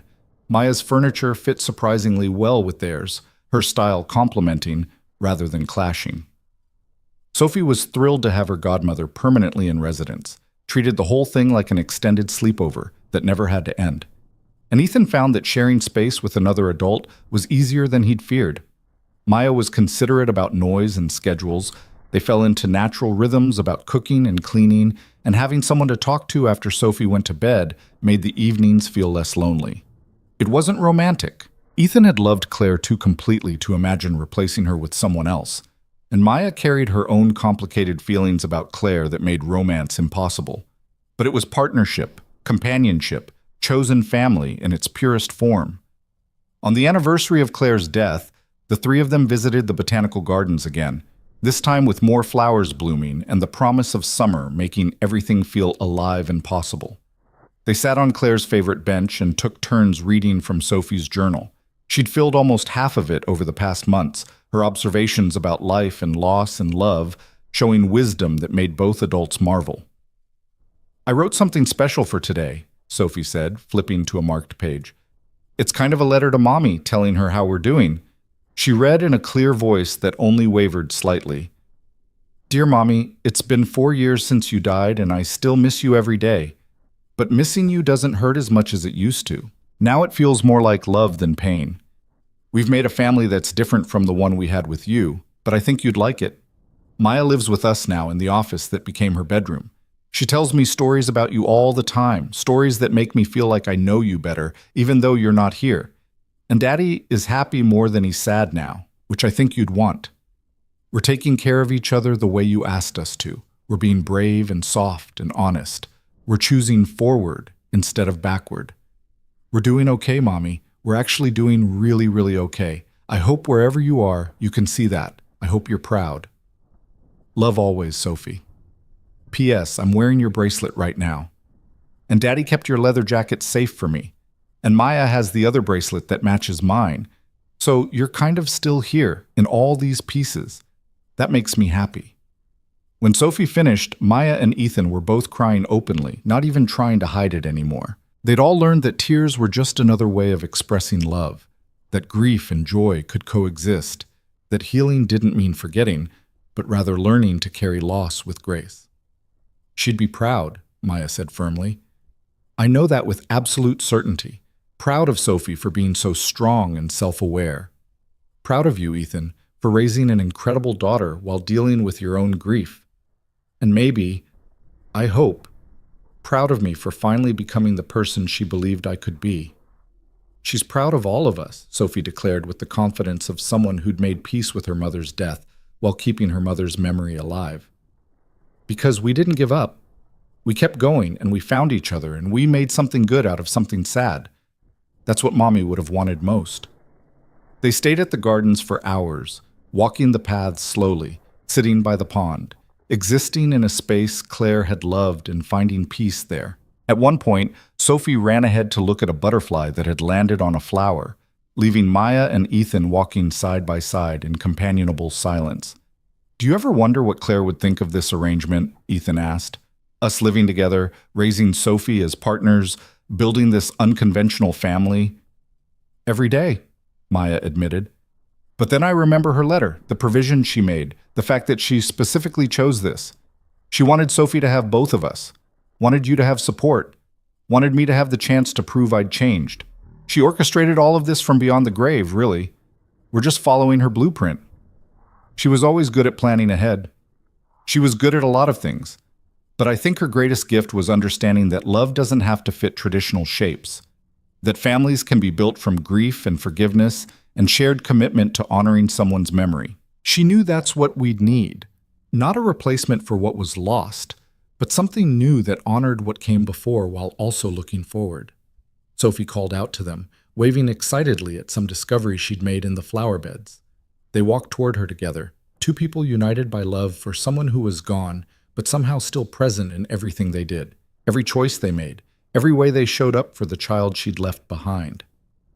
As they drove home that evening, Sophie chattering in the back seat about her plans for dinner and whether they could watch her favorite movie afterward, Ethan caught Maya's eye in the rearview mirror.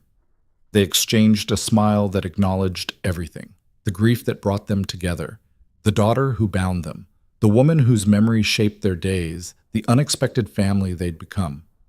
Life hadn't turned out the way any of them had planned. Claire should have been there to raise her daughter, to celebrate birthdays and navigate school years, and guide Sophie through all the challenges of growing up. Maya should have maintained her friendship with Claire, should have never made the choice that cost her that relationship for so many years. Ethan should have had decades more with his wife, should have grown old watching their daughter become an adult. But life rarely followed the plans people made. It surprised and devastated and occasionally offered grace in unexpected packages. And sometimes, not always, but sometimes, the message sent at exactly the wrong time turned out to be exactly right.